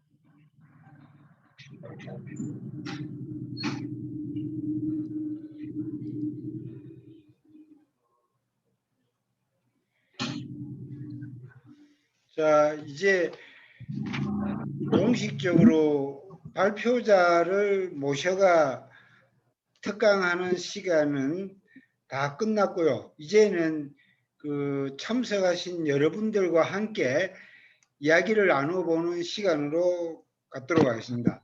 자, 아까 말씀드린 대로 전부 비디오를 한번 다 켜봐 주실래요? 비디오 다 켜가지고 서로 얼굴 보면서 바로 온라인 리더는 바로 당신, 바로 여러분이다라는 취지로 그 온라인의 각종 그 교육 일을 하고 계신 여러분들이 한 번씩 내가 현장에서 어떤 일을 하고 계신지 한번 공유하는 시간으로 갖도록 하겠습니다. 자, 이문영 교수님 화면 켜 주셨고, 그 다음에 저 한양여대 황순영 교수님, 또 남서울대학교 이주영 교수님, 학교 소속대가 있는 데를 제가 지금 콜을 하고 있는데, 우리 또 한양사이버대학교에 계신 이지연 선생님, 이선영 선생님, 김선지 선생님, 자, 우리 화면 공유해 주시고, 그래가 다 같이 이제 우리끼리 바로 현장에서 내가 온라인 교육하고 있는 거를 리더의 입장에서 한번 같이 이야기 나눠보도록 하겠습니다. 자, 전부 비디오 한번 켜주시고 음소거도 해제하셔도 됩니다. 음소거도 해제하셔가 한 번씩 그 이야기도 나누고, 자, 음소거 해제, 비디오 해제해가 같이 내가 주인공이다 라는 입장에서 그 이야기를 같이 해주시면 좋을 것 같습니다. 자, 먼저 우리 호남대 이문영 교수님, 예, 그간의 근황부터 한번 전해주시죠. 네, 반갑습니다. 목소리 잘 들리실까요? 네, 잘 들립니다. 네네. 반갑습니다. 저는 호남대학교 임용 교수고요. 또 이렇게 코로나 때문에 혹은 덕분에 지금 광주에 있지만 이렇게 또 실시간으로 함께 할 수 있게 돼서 너무 기쁘게 생각합니다. 그러니까요. 뭐 여기 지금 제가 보니까 뭐 대학 교수님들도 계시고 뭐 관계자분들도 계시는 것 같은데 아마 다 같은 마음일 것 같고요. 특히 지금 이제 2학기 어떻게 되느냐 이게 굉장히 이슈가 될 것 같은데 벌써 뭐 금방 어떻게 곧 되겠지 하다가 1년 반이 지났고 특히 지금 뭐 초중고는 전국적으로 뭐 이제 다 전면 대면 수업을 한다는 것 때문에 대학도 그렇게 가지 않겠느냐라고 하는데 조금 이제 구분해서 생각해야 될 부분이 뭐냐면 초중고는 적어도 같은 지역이거든요. 그렇죠. 네, 특히 뭐 초등학교, 뭐 중학교 이런 데는 거의 그냥 동네잖아요, 동네. 맞아요. 안경 뭐 1km 안에서 하기 때문에 설사 뭐 확진자가 정말 나온다고 해도 정말 아주 국소인 거죠. 근데 대학은 전국에서 오잖아요. 뭐 그 그렇죠. 대학이 서울권에 있건 지역에 있건 결국은 전국에 있는 학생들이 어느 정도는 섞이는 경향이 있기 때문에 이게 어떻게 될지 정말 모르겠습니다. 네, 그럼에도 불구하고 지금 서울대가 또 전면 대면을 한다고 해서 또 눈치 아닌 또 눈치를 보게 되지 않을까라는 생각도 들게 됩니다. 예, 뭐 서로 아마 눈치 경쟁을 하지 않을까라는 그렇죠. 생각도 들고 저는 이 1년 반 동안 이 온라인 상황, 비대면 수업 상황을 겪으면서 좀 느꼈던 게 뭐냐면 사실 오늘도 뭐 이러닝 매칭 포인트잖아요. 그러니까 예. 이러닝 또는 뭐 유러닝 연합회. 근데 이 러닝이잖아요, 러닝. 결국 이제 배우는 건데 뭐 사실 대학도 마찬가지였거든요. 그러니까 결국은 뭐 어떻게 하면 동영상을 잘 만들 것인가, 뭐 어떻게 하면 뭐 이렇게 실시간 툴을 뭐 쓸 것인가. 사실 저는 개인적으로 뭐 우리 총장님도 잘 아시겠지만 그 이제 어떤 온라인 도구랄지 이런 툴들을 써서 많이 소통을 하려고 노력하는데, 사실 기존의 오프라인, 즉 대면 수업일 때도 얼마든지 뭐 쓸 수 있는 부분이거든요. 근데 그걸 꼭 써야 되느냐 써야 되지 않느냐는 뭐 수업이랄지 뭐 교수자의 개인의 선택의 문제인 거고, 그런데 이제 온라인 상황이 되면서 그런 것들을 이제 쓰지 않고는 어쩔 수 없는, 그렇죠. 마치 예, 그렇지 않고는 뭐 대면에서는 정말 옵션이 많은데 비대면에서는 어쨌든 온라인으로밖에 할 수 없잖아요. 그렇죠. 어쨌든 대면이 아니라고 한다면. 그렇기 때문에 굉장히 그 부분에 있어서 뭐 저도 잘 활용은 했으나, 어쨌든 이제 만약에 코로나가 끝난다라는 전제 하에 이제 지금 상황도 요즘 계속 이제 들쑥날쑥하긴 하지만, 어쨌든 뭐 2학기가 됐든 내년이 됐든 코로나가 정리되고 종료된다는 전제 하에서 생각했을 때는, 그러면 우리가 이제 코로나 때문에 어쩔 수 없이 온라인 비대면 수업이랄지 비대면 교육들을 해왔는데 사실 이제 굉장히 많은 문제점들이 드러났죠. 그렇죠. 뭐 학습 격차가 늘어난다거나, 그렇죠. 뭐 또 우리가 IT 강국임에도 불구하고 어떤 기기의 보급이랄지 뭐 초중고 뭐 심지어 대학까지 다 포함해서 여러 가지 문제점들도 나왔는데, 그러면 이제 요 이후에 코로나가 끝난 이후에 어떻게 할 거냐? 이 온라인을 해봤더니 영 아니더라. 우린 역시 대면이 맞아. 라고 라고 결론을 내릴 수도 있고, 그렇죠. 아니다, 가능성을 봤다라고 맞아요. 내릴 수도 있는 거고, 아니면 이제 적절하게 섞어가자라고 할 수도 있고. 그렇죠. 이거는 물론 이제 뭐 개별적인 사항들은 다 다르겠지만, 결국은 이제 어떤 큰 그림에서 이제 우리나라 교육 또는 뭐 대학 교육 또는 뭐 HR 부문 이쪽에서 이제 어떻게 갈지는 좀 전체적인 합의가 필요하지 않을까라는 생각이 들면서, 이제 계속 이제 포커스가 계속 이 비대면 상황에서 동영상 네. 혹은 어쨌든 온라인 뭐 이런 교육. 근데 저는 점점 이제 지날수록 더 포커스를 맞춰지는 게 결국 활동이더라고요. 활동. 그렇죠. 결국 이제 교육이라는 게 티칭이 교육이 아니잖아요. 티칭은 정말 말 그대로 가르치는 거거든요. 가르치는 그렇죠. 거고, 그렇다고 한다면 계속 제가 처음에도 뭐 러닝 매칭 포인트라는 말씀을 드렸지만, 사실 제일 포커스는 러닝이거든요. 러닝. 그렇죠. 티칭이 아니라. 물론 티칭과 러닝을 분리하기도 어렵겠지만, 결국은 최종적으로 뭔가 준 사람이 있으면 받은 사람이 그걸 제대로 받았느냐가 문제인 거고, 그렇죠. 물론 주는 사람도 잘 줘야겠지만, 그렇기 때문에 제가 이제 마지막에 조금 말씀드렸던 어떤 그런 학습, 그러니까 활동들, 어떻게 활동을 시키고 스스로 이것을 체화시키게 할 거냐가 교육의 궁극적인 목적이라는 거죠. 예. 뭐 그걸 위해서 평가도 하는 거고, 그렇죠. 뭐 줄 세우기 위한 평가가 아니라 맞아요. 이 사람이 제대로 학습이 됐는지를 그 수준을 확인하고 더 그 이상의 것들을 학습을 그 학습 목표를 취득하기 위해서 하는 것이 또 평가이기 때문에, 어쨌든 그런 측면에서 계속 저희는 뭐 어떤 질 좋은 동영상을 찍을 것이냐도 계속 고민을 해야겠지만, 결국은 온라인 상황에서도 어떻게 학습 활동이 일어나게 할 거냐. 그냥 단지 과제를 주고 잘했네 못했네 그냥 점수 주고 끝나는 것이 아니라, 그렇죠. 계속 팔로우업하고 이제 온라인 이런 것들도 이런 온라인 도구들을 활용해서 계속 체크를 하고 활동도 주고. 그러니까 저는 제가 이제 말씀이 길어지는데 일례로 하나만 말씀드리면, 정말 고민을 많이 했어요. 이제 수업 실시간에는 이제 계속 그 뭐 온라인 도구를 활용해서 이제 소통을 했지만, 수업이 끝난 이후가 훨씬 더 많은 시간이잖아요. 그때 그렇죠. 학습을 어떻게 하게 할 것인가를 고민할 때, 그냥 이제 비근한 활동을 예를 들자면, 이제 퍼즐 활동 같은 경우를 이제 학생들한테 메일로 보냈어요. 이제 메일이든 카톡이든 보내고, 직접 너희가 프린트를 해서 그것을 잘라서 퍼즐을 완성한 다음에 예. 그걸 이제 뭐 찍어서 나한테 이제 보내라. 그래요. 뭐 LMS에 올려라. 그러니까 직접 이제 본인들이 할 수 있는 활동들을 주는 거죠. 직접적으로. 근데 그것이 기존에는 이제 실시간 온라인 뭐 꼭 이 컴퓨터를 활용해서, 물론 뭐 이제 프린트도 결국은 컴퓨터 통해서 뭐 파일은 받겠지만, 그래도 오프라인 활동이거든요. 퍼즐 네. 활동은 자기가 프린트를 해서 해야 되기 때문에. 그렇죠. 그래서 어떻게 하면 온라인 상황이지만 활동을 또 오프라인처럼, 그렇죠. 그러면 이게 우리가 대면에서의 활동과 유사해지거든요. 그렇죠. 우리가 자꾸 학습 격차가 벌어진다고 하는 것이 이런 오프라인 활동이 줄어드는 거고, 그렇죠. 그렇다면 온라인임에도 불구하고 이런 오프라인.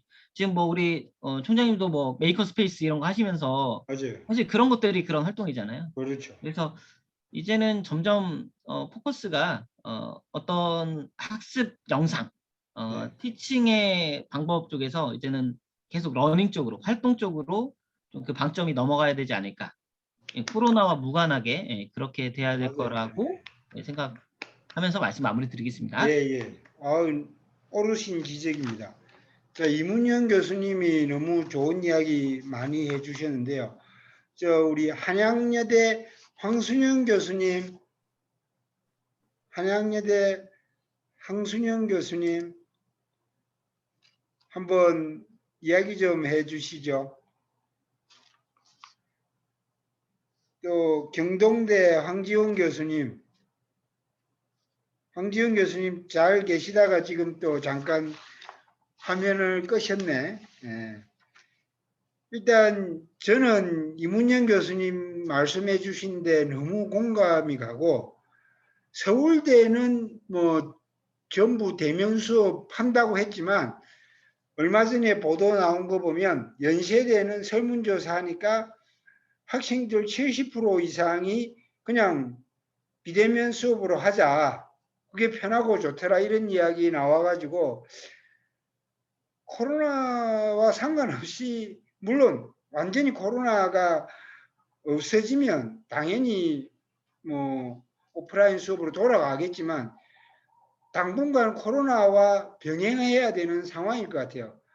그런 상황에 500~600명이 계속 확진자가 나오는 상황이면 연세대 학생들처럼 이런 상황이면 뭐 굳이 억지로 대면 수업해?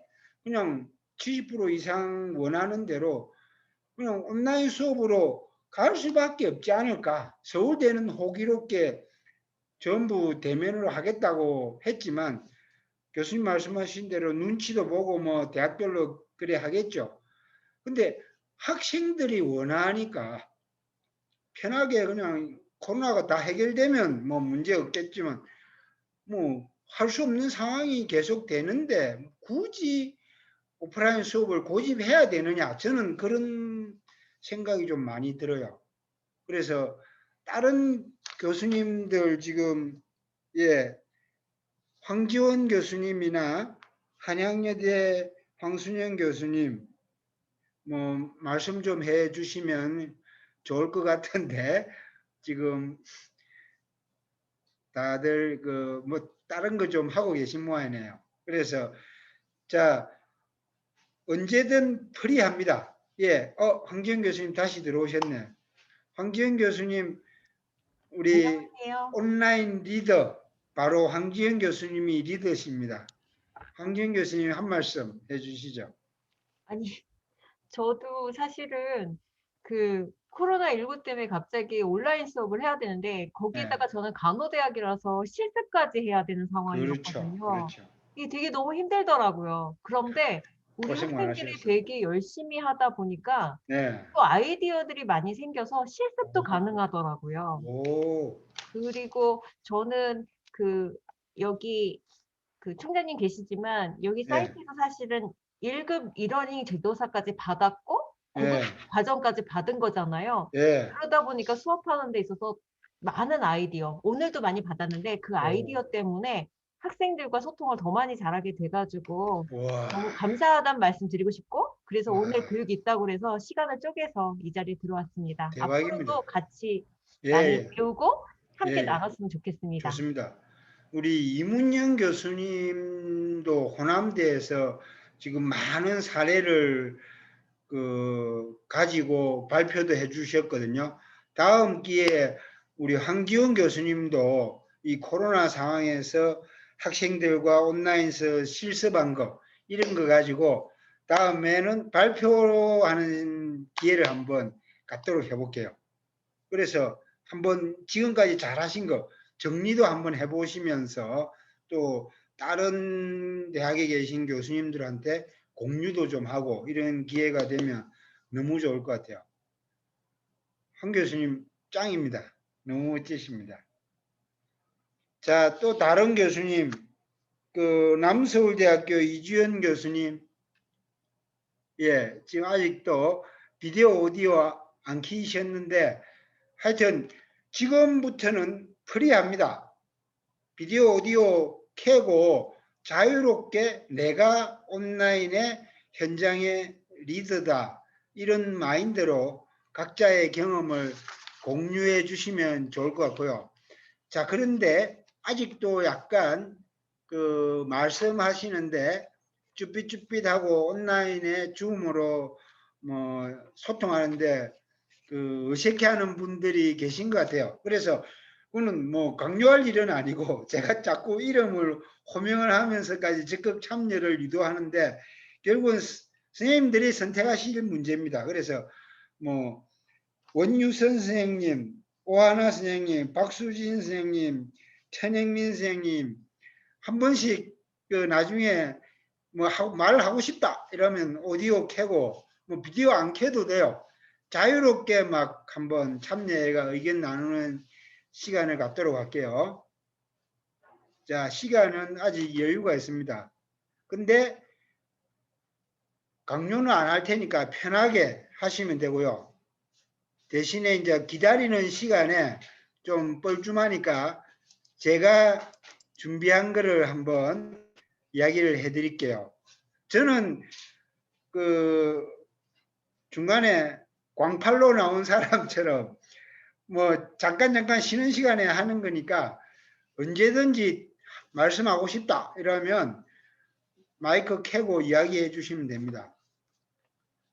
온라인 리더십 이후 딥러닝 이래 가지고 제가 그 우리 상반기 매치 포인트에 함께 공유하고 싶은 내용이라서 이렇게 파워포인트로 자료를 띄워봤는데요. 실제로 이제 좀 딥러닝이라는 컨셉으로 심화된, 특히 내면화된 교육으로 좀 가야 되지 않을까. 2020년도에 코로나 이후에 온라인 완전학습이라는 책을 발간하면서 사실은 저는 꿈을 꾸고 있습니다. 모든 걸 온라인에서 해결하자. 제 욕심인지 모르겠고 뭐 저 혼자 망상일 줄은 모르겠는데 예전 같으면 이 이야기가 황당하게 들리겠죠. 근데 코로나 이후는 뭐 이야기 나올 법해요. 그래서 온라인 완전학습이 그렇게 어려운 이야기도 아니고 거부 반응을 불러일으킬 딴 나라 이야기는 아닌 것 같아요. 대신에 아직은 좀 초창기니까 코로나 지금 1년 반이 좀 돼 가는데 점점 저는 분위기가 무르익어 갈 거라 봅니다. 그래서 온라인 완전학습을 화두로 내세우면서 이제는 좀 비대면 시대, 비대면 온라인 세상, 비온세라고 제가 막 그 재미있게 약어를 지어놨는데 내면화된 심화학습으로 좀 가면 좋겠다. 그런 생각을 많이 하게 됩니다. 특히 에듀테크를 잘 활용해가 이제는 IT 기술이 발전해가 있으니까 뭐 빅데이터나 또 인공지능을 활용해가 심화 학습으로 개인별 맞춤으로 갈 수 있을 것 같아요. 쉽게는 PPT부터 또 좀 더 진화해가 오전에 발표해 주신 간진숙 교수님처럼 그 AI를 그 활용해가 수업에 지금 적용할 수 있거든요. 또 오후에 그 이상구 대표가 말한 대로 산타 토익 이런 데서 실제로 AI 영어 교육을 하고 있고, 그래서 설계만 잘해가 우리 학습자들의 환경에 걸맞는 교육 환경을 설계만 잘 해주면 충분히 저는 가능하다고 봅니다. 개인별 맞춤 학습으로 VR, AR, 실감형으로 그냥 막 자꾸 일방적으로 강의만 하면 재미없으니까 체험을 직접 할 수 있는 메타버스라고 하는데 실제로 가상환경에 내가 몰입을 해가 개입할 수 있는 상황이 만들어지면 저는 뭐 실감형 수업이 가능할 것 같아요. 온라인에서. 오프라인에서 뭐 잘하면 최고 좋은데 오프라인에 모일 수 없는 상황이니까. 그래서 일단은 그 내면으로 심화되는 딥러닝으로 좀 새로운 온라인 리더십을 좀 가져가야 되겠다. 대신에 아까 말씀드린 대로 설계 감각, 교육 환경에 걸맞는 자꾸 황기훈 교수님 말씀하신 대로 온라인에서 학습자들하고 실습도 하는 것도 자꾸 아이디어 내가 시도해 보다 보면 접목이 가능하거든요. 더 현장에서 아이디어가 더 많이 나올 수 있을 것 같아요. 그런 감각을 자꾸 키우면 충분히 온라인에서 100% 문제 해결을 다 할 수 있을 것 같고, 또 딥러닝이라고 기계 머신러닝 이런 거와 좀 차별화돼가 디퍼런트, 또 뭐 이센셜, 또 그다음에 엠퍼시, 프로파운드 이런 약자로 DEP를 썼는데, 그런 개념으로 내면화된 수업에서 우위 요소를 자꾸 점할 수 있을 것 같아요. 그러면서 점점 그 테크닉을 키우다 보면 이제 자연스러운 문화가 되지 않을까. 대신에 오프라인 수업으로 복귀할 수도 있으니까 플립 러닝과 자꾸 접목을 좀 시켜보는 거는 뭐 미래를 위한 대비책으로 괜찮을 것 같아요. 늘 코로나에 뭐 찌들려가 살 수도 없으니까 또 좀 거치고 나면 또 오프라인에서도 수업하고, 또 코로나가 또 다시 좀 확산되면 또 온라인을 하고, 이렇게 왔다 갔다 하면서 플립 러닝과 접목시켜가 융합교육을 좀 하는 게 좋지 않을까. 대신에 이제 플립 러닝이나 뭐 이런 것도 결국은 오프라인 대면에서 이루어지는 교감, 연민, 공감 이런 게 아주 온라인에서도 중요할 것 같아요. 저희 어머님이 이제 부산의 요양병원에 계신데 처음에 요양원에 있다가 작년 12월 말에 넘어지셔가지고 할 수 없이 백병원에서 1,000만 원 정도 돈을 들여가 수술하고 보름 동안 입원해 있다가 요양병원으로 옮겼는데, 요양병원에 보면 존엄 케어가 있더라고요.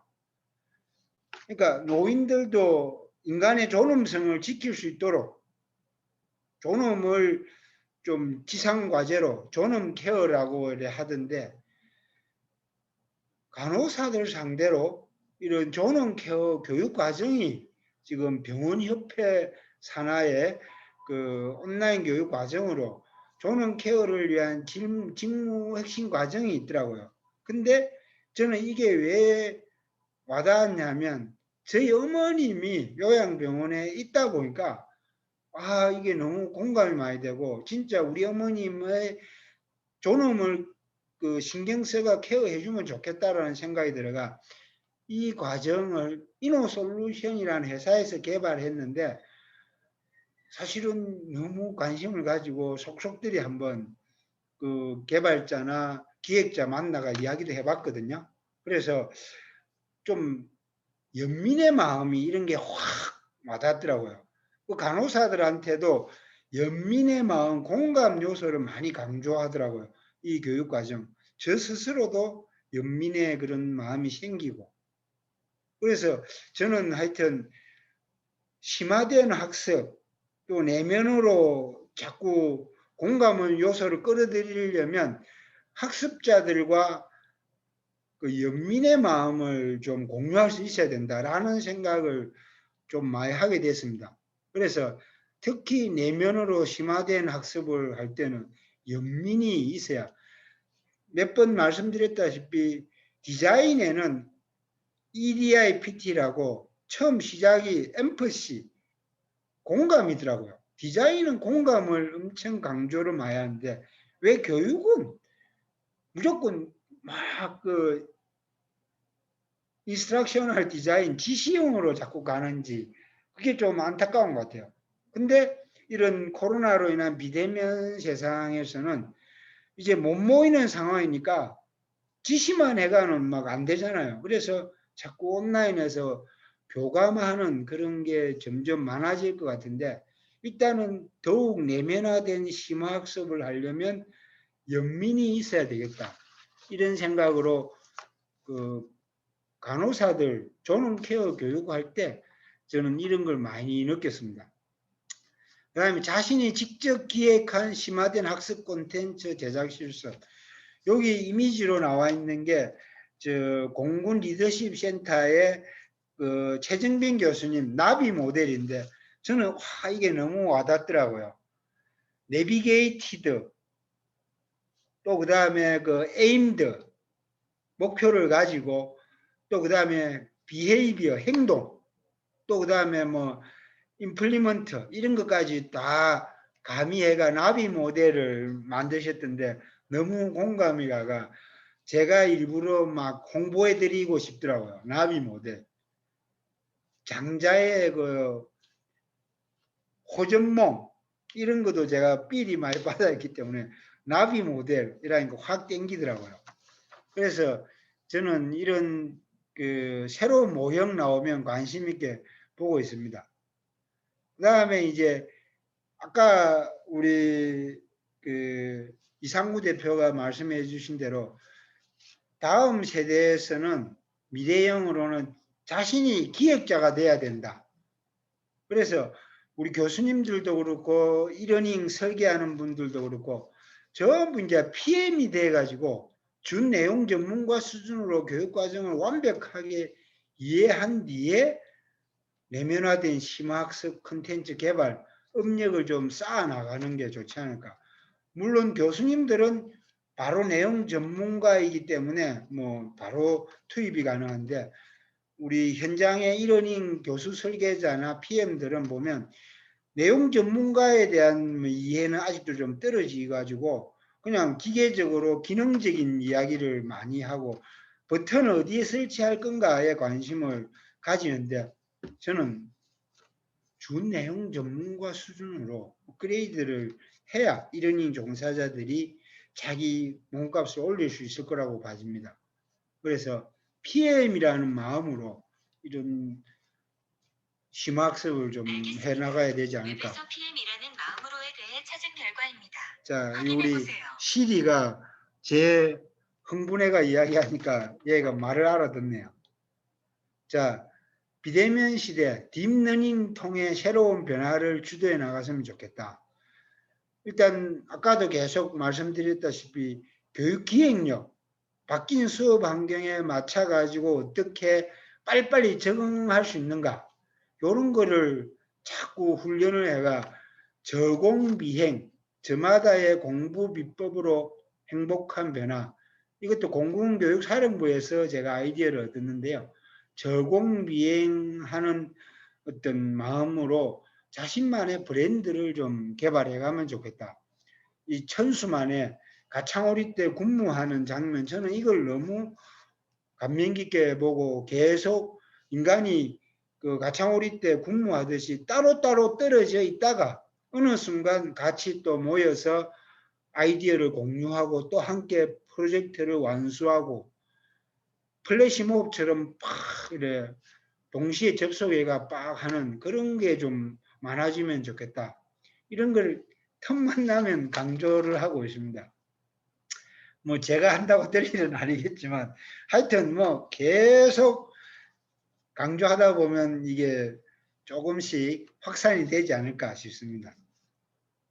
그 다음에 이제 그 심화학습을 끊임없이 기획하고 설계 능력 또 그 다음에 표현력이 중요한데 그 히라노 히데노리의 표현력의 마법 이 책을 제가 보고 감명 있게 읽었는데 실제 자꾸 시각화대가 표현할 수 있는 능력이 자꾸 이러닝 쪽 종사자뿐만 아니라 우리 교수님들도 자신이 가지고 있던 풍부한 콘텐츠를 말로만 이래 막 풀 게 아니라 자꾸 시각화 시켜주는 게 좋은 것 같아요. 심지어 방송 작가와 PD처럼 요즘 예능의 큰 화두가 자막 재밌게 해가 팍팍 올리는 거잖아요. 놀면 뭐하니 뭐 각종 예능 프로에 보면 끊임없이 재밌는 자막이 튀어오르지 않습니까? 그런 것처럼 시각화 시켜가지고 텍스트를 이미지로 자꾸 이래 부각을 시켜서 학습자들이 지루하지 않게 부각을 시켜주면 좋을 것 같아요. 그래서 이러닝이 점점 방송화돼 간다고 그러더라고요. 유튜브 방송처럼 플래시가 이제 2020년 말부터 사라지니까 거의 다 그 스튜디오 기반으로 방송 체제로 가니까 방송 작가와 PD처럼 이렇게 이러닝도 재미있게 또 마음으로 공감할 수 있는 요소들을 점점 더 많이 강화시켜야 될 것 같아요. 이미 이러닝 업체들은 전부 이제 방송국 체제로 이러닝 컨텐츠를 개발하더라고요. 카메라도 전부 HD급으로. 그런 게 좀 코로나 이후에 많이 변화된 모습입니다. 자, 저 혼자 지금 떠들고 있는데요. 이제 끝날 때 다 돼갑니다. 그래서 생각의 탄생에 나오는 것처럼 경험을 통한 학습, 또 빅데이터나 이런 걸 통해 패턴 인식하고 직관과 분석, 지식의 구조와 유연성을 바탕으로 해가 또 창조적 통찰, 일명 통밥이라 그러죠. 이런 통밥을 좀 키워가 변화에 좀 능동적으로 대처하고 생각의 전환, 이건 의식화 과정이죠. 계속해서 주입시키면 또 저같이 지금 계속 제공비행 이야기하다 보면 좀 자꾸 이래 스며드는 것처럼 이런 오랜 작업을 통해서 생각의 전환 등을 통해 사유 체계를 좀 강화시키고 아까 그 조는 케어처럼 연민으로 이제 좀 무장해야 되지 않을까. 그래서 컨텐츠 개발 과정에 다양한 교육적 가치가 녹아가지고 그 심화된 내재 학습으로 딥러닝으로 갈 수 있지 않을까 생각합니다.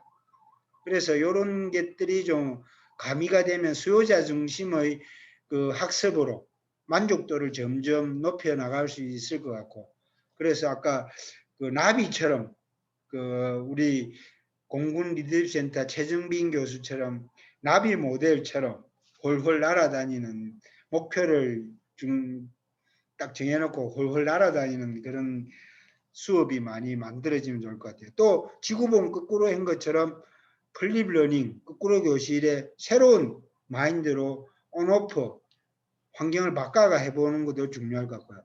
자, 요래 해가지고 이제 딥 러닝이라고 처음에 말씀드린 대로 디프런트, 또 그 다음에 DNA 본질을 공유하는 이센셜, 궁극적으로 감성에 공감하는 엠퍼시, 또 심오한 그 무엇을 의미하는 프로파운드, 이래가 영어 첫 글자를 따서 DP라고 해가 코로나로 인한 비대면 세상에 심화 내면화된 학습 콘텐츠 개발 역량을 좀 강화하자, 이런 걸 제가 좀 화두로 좀 내세우고 소박한 욕망인데요. 그냥 짧은 시간 내에 막 제가 그 썰을 한번 풀어봤습니다. 자, 선생님들 중에 또 이야기 좀 더 해보고 싶으신 분 자유롭게 표현해 주시면 내가 온라인 리더다, 이런 이번 시간 취지에 맞게끔 그 의견 공유하는 시간을 드리도록 하겠습니다. 또 소통도 해보고요. 이지연 선생님, 한양사이버대학교에서 이번에 또 많이 신청하셨던데, 이선영 선생님, 김선진 선생님, 한번 대표로 한번 이야기 좀 해주시죠. 원선영 선생님도 계시고, 한양사이버대학 한 분만이라도.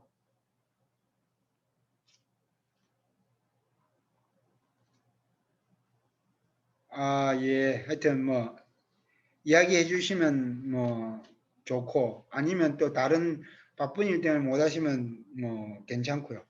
자, 아까 우리 황지영 교수님이 말씀해 주신 그 이상구 대표 발표 자료는 제가 한번 이야기는 해 보겠습니다. 근데 이상구 대표 발표 자료는 보니까 분량이 엄청 많아 가지고 공유는 쉽지는 않을 것 같아요. 이 친구 또 저작권 문제가 있어가 일단 제가 슬쩍 이야기는 한번 해볼게요. 예, 유출은 하지 않도록 하고요. 그렇죠.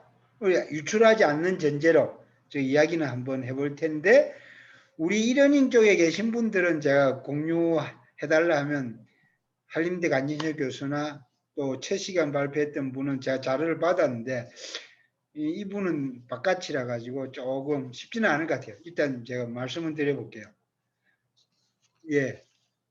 마지막으로 한 말씀만 드려도 될까요? 예. 여기 부탁 말씀인데요. 어떻게 예. 보면 지금 저희가 이제 그 이러닝 또 뭐 비대면 학습 이게 굉장히 이제 어떻게 보면 이제 시장도 커지고 사실 기회인 거잖아요. 그렇죠. 근데 이제 뭐 일단 초중고가 전면 대면으로 간다고 하면서 이게 다시 뭐 이제 한계점을 느끼고 이제 되돌아가는 약간 이제 그런 그렇죠. 분위기가 아닌가 싶은데 예. 이제는 그 이제 어쩔 수 없이 하는 온라인 비대면이 아니라 그렇죠. 완전 학습이 가능해서 오히려 5%보다 더 나은 그거를 그렇죠. 조금 유러닝 연합회가 조금 더 예. 수고를 부탁드리고요. 예. 한 가지 더 말씀드리자면 지금 여기 아까 황지원 교수님 뭐 간호학과라고 하셨는데 저도 지금 보건계열에 있거든요. 그 작업치료학과에 있는데 이제 사실 보면 이제 HR 계열 뭐 그다음에 K-12 뭐 초중고 그다음 뭐 대학 이런 이제 그러니까 교육 대상자에 따라서도 다르고요. 심지어 이 대학 교육 안에서도 사실 뭐 공학이냐 저희처럼 이제 국가고시를 소위 보는 이런 보건 계열이냐 이또 그렇죠. 되게 이런 게 그 전공마다도 또 되게 달라서 맞아요. 예.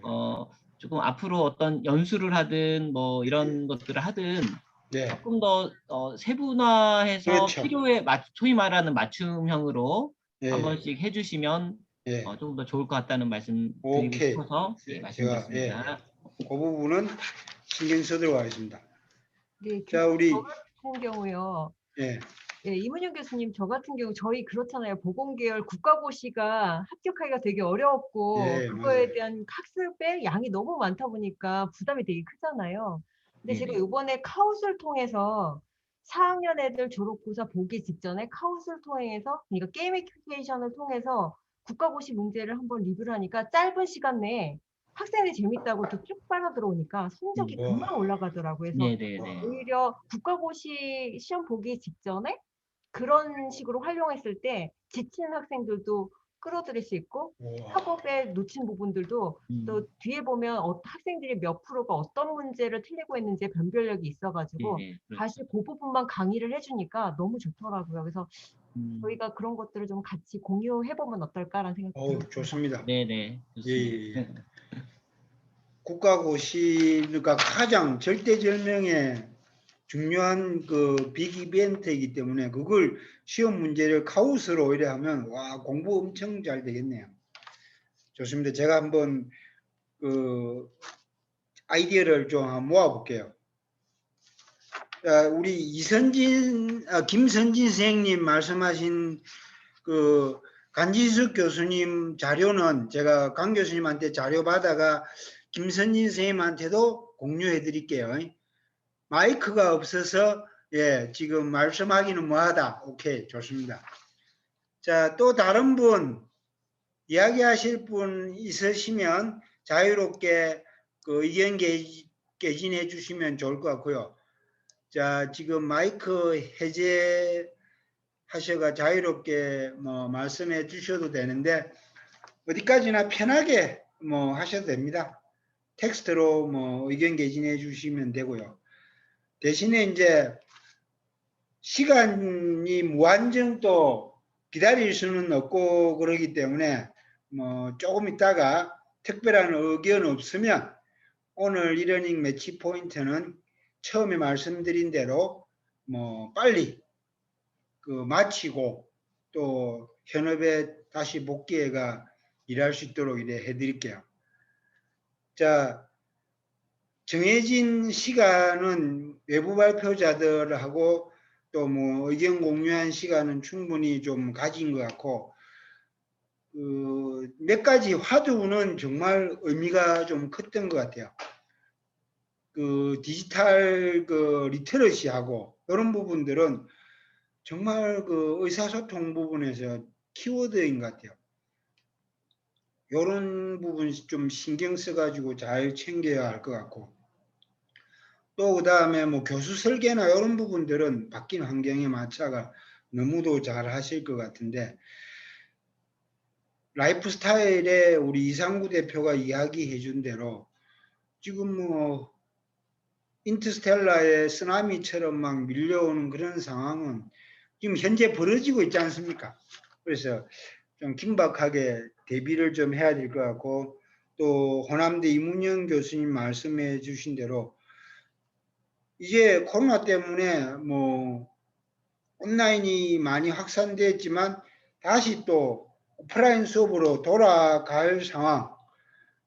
근데 저는 기본적으로 오프라인으로 돌아가면 뭐 편하고 또 기존에 하던 대로 복귀해서 좋긴 하겠지만 과연 그게 잘 될까요? 저는 개인적으로는 한번 온라인의 그 편의성이나 또 자기주도성을 맛봤기 때문에 저는 쉽게 예전처럼 돌아가지는 힘들 것 같아요. 불가역적 상황. 그러니까 연세대 학생들 70% 이상이 그냥 비대면 수업하자 이래 한 것처럼 그냥 온라인으로 계속 갈 것 같아요. 물론 늘 온라인만 할 수는 없으니까 오프라인도 겸해가 블렌디드 러닝, 하이브리드 러닝으로 갈 것 같은데, 예전처럼 완전하게 오프라인으로 100% 복귀는 저는 거의 불가능하다. 코로나가 완전히 종식돼도 이미 학습 문화를 온라인의 편의성을 경험했기 때문에 저는 하여튼 내기 걸어도 자신 있습니다. 그 코로나가 사실은 그 기후 변화로 인해서 제가 계속 반복되어지는 바이러스인 그러니까. 거잖아요. 그리고 맞아요. 메리스부터 시작을 해서 이제 코로나하고 이름만 달라져서 이제 그렇죠. 위드 코로나로 사는 시대를 우리가 살아갈 수밖에 그렇죠. 없다라고 얘기를 하고 있는데, 사실 학생들이, 대학생들이 비대면 수업이 그 공간이나 어떤 이런 부분들뿐만 아니라 성적하고도 되게 민감해서 비대면을 원하거든요. 아, 왜냐하면 그래요? 비대면을 하게 되면 절대평가가 되기 때문에 학점이 낮아지지 오, 않고요. 네, 오히려 그 면대면 수업을 하면 상대평가를 보통은 하게 되니까 이게 성적이 아, 낮아지잖아요. 그래서 네, 그 뭐 유명 대학 학생들뿐만 아니라 많은 대학생들이 웬만하면 네. 비대면으로 했으면 좋겠다의 요구는 와, 일편에서는 공부 때문에 그러기도 하고, 또 네. 한편으로는 그 취업과 관련된 그 학점에 연동이 되기 때문에 절대평가를 할 수밖에 없는 상황인 예. 것을 유추하고 있다라는 생각이 들어서, 앞으로도 학생들 또한 비대면으로 수업을 하면서도 이것에 대한 요구를 좀 더 강화해 줬으면 좋겠다라는 요구가 더 많아질 것 같아요. 그러니까요. 네. 와, 교수님 이야기 들으니까 머리털이 쭈삣하네요. 가장 민감한 게 성적이지 않습니까? 그 성적에서 학생들이 비대면 수업을 더 좋아하고 성적 잘 나온다면 이래 갈 수밖에 없네요. 보니까. 저희가 그 간호대학이 1,600명이에요. 간호대학만. 아, 그리고 만약에 저희 재단 전문대가 있는데 재단 전문대도 간호학과가 1,600명이거든요. 그래서 예. 학과까지 하면 8,000명이 넘는데, 와, 그래서 저희가 간호대학에서는 1학년은 비대면으로 아예 선포하고, 예, 그다음에 그 국시를 보는 4학년과 3학년 위주로만 이제 학교 오게 하고 예, 이렇게 예. 했단 말이에요. 근데 예. 1학년 학생들이 비대면으로 학교 오지 않고 집내에서 힘들기도 했었지만 그렇죠. 성적은 좋았잖아요. 예. 요번에 이번 학기에 오게 했더니 상대평가가 되면서 학점이 낮아지니까 감당을 예. 또 못하기도 하더라고요. 그러면서 와, 사실은 비대면 형태로 학점을 어느 정도 기본 교양 과목에서는 1, 2학년 때는 조금 예, 비대면 예. 성적을 만들어냈으면 좋겠다의 욕구들도 되게 많아요. 와, 와, 이거는 뭐 정말 오늘 교수님 너무 중요한 말씀 해주셨네요.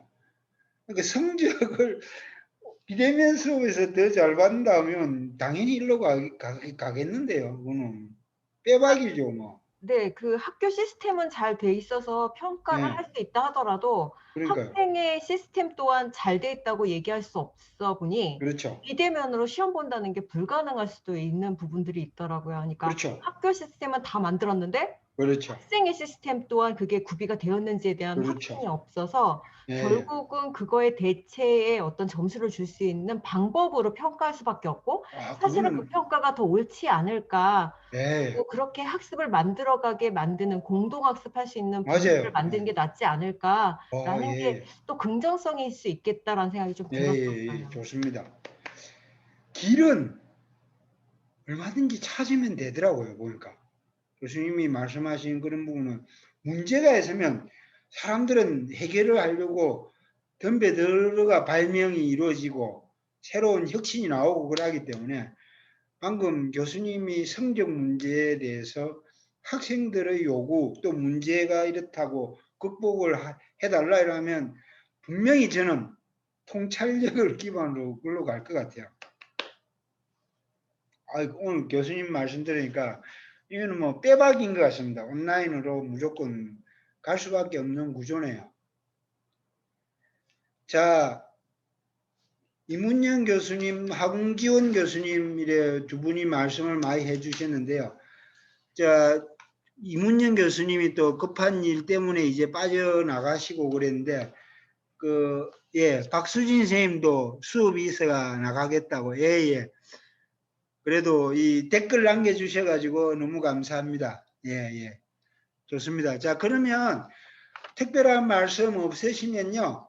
오늘 그 제34회 이러닝 매치 포인트는 이것으로 마치도록 하겠습니다. 그래도 되겠습니까? 예. 그러면 특별한 의견은 없으시면 이것으로 마치고요.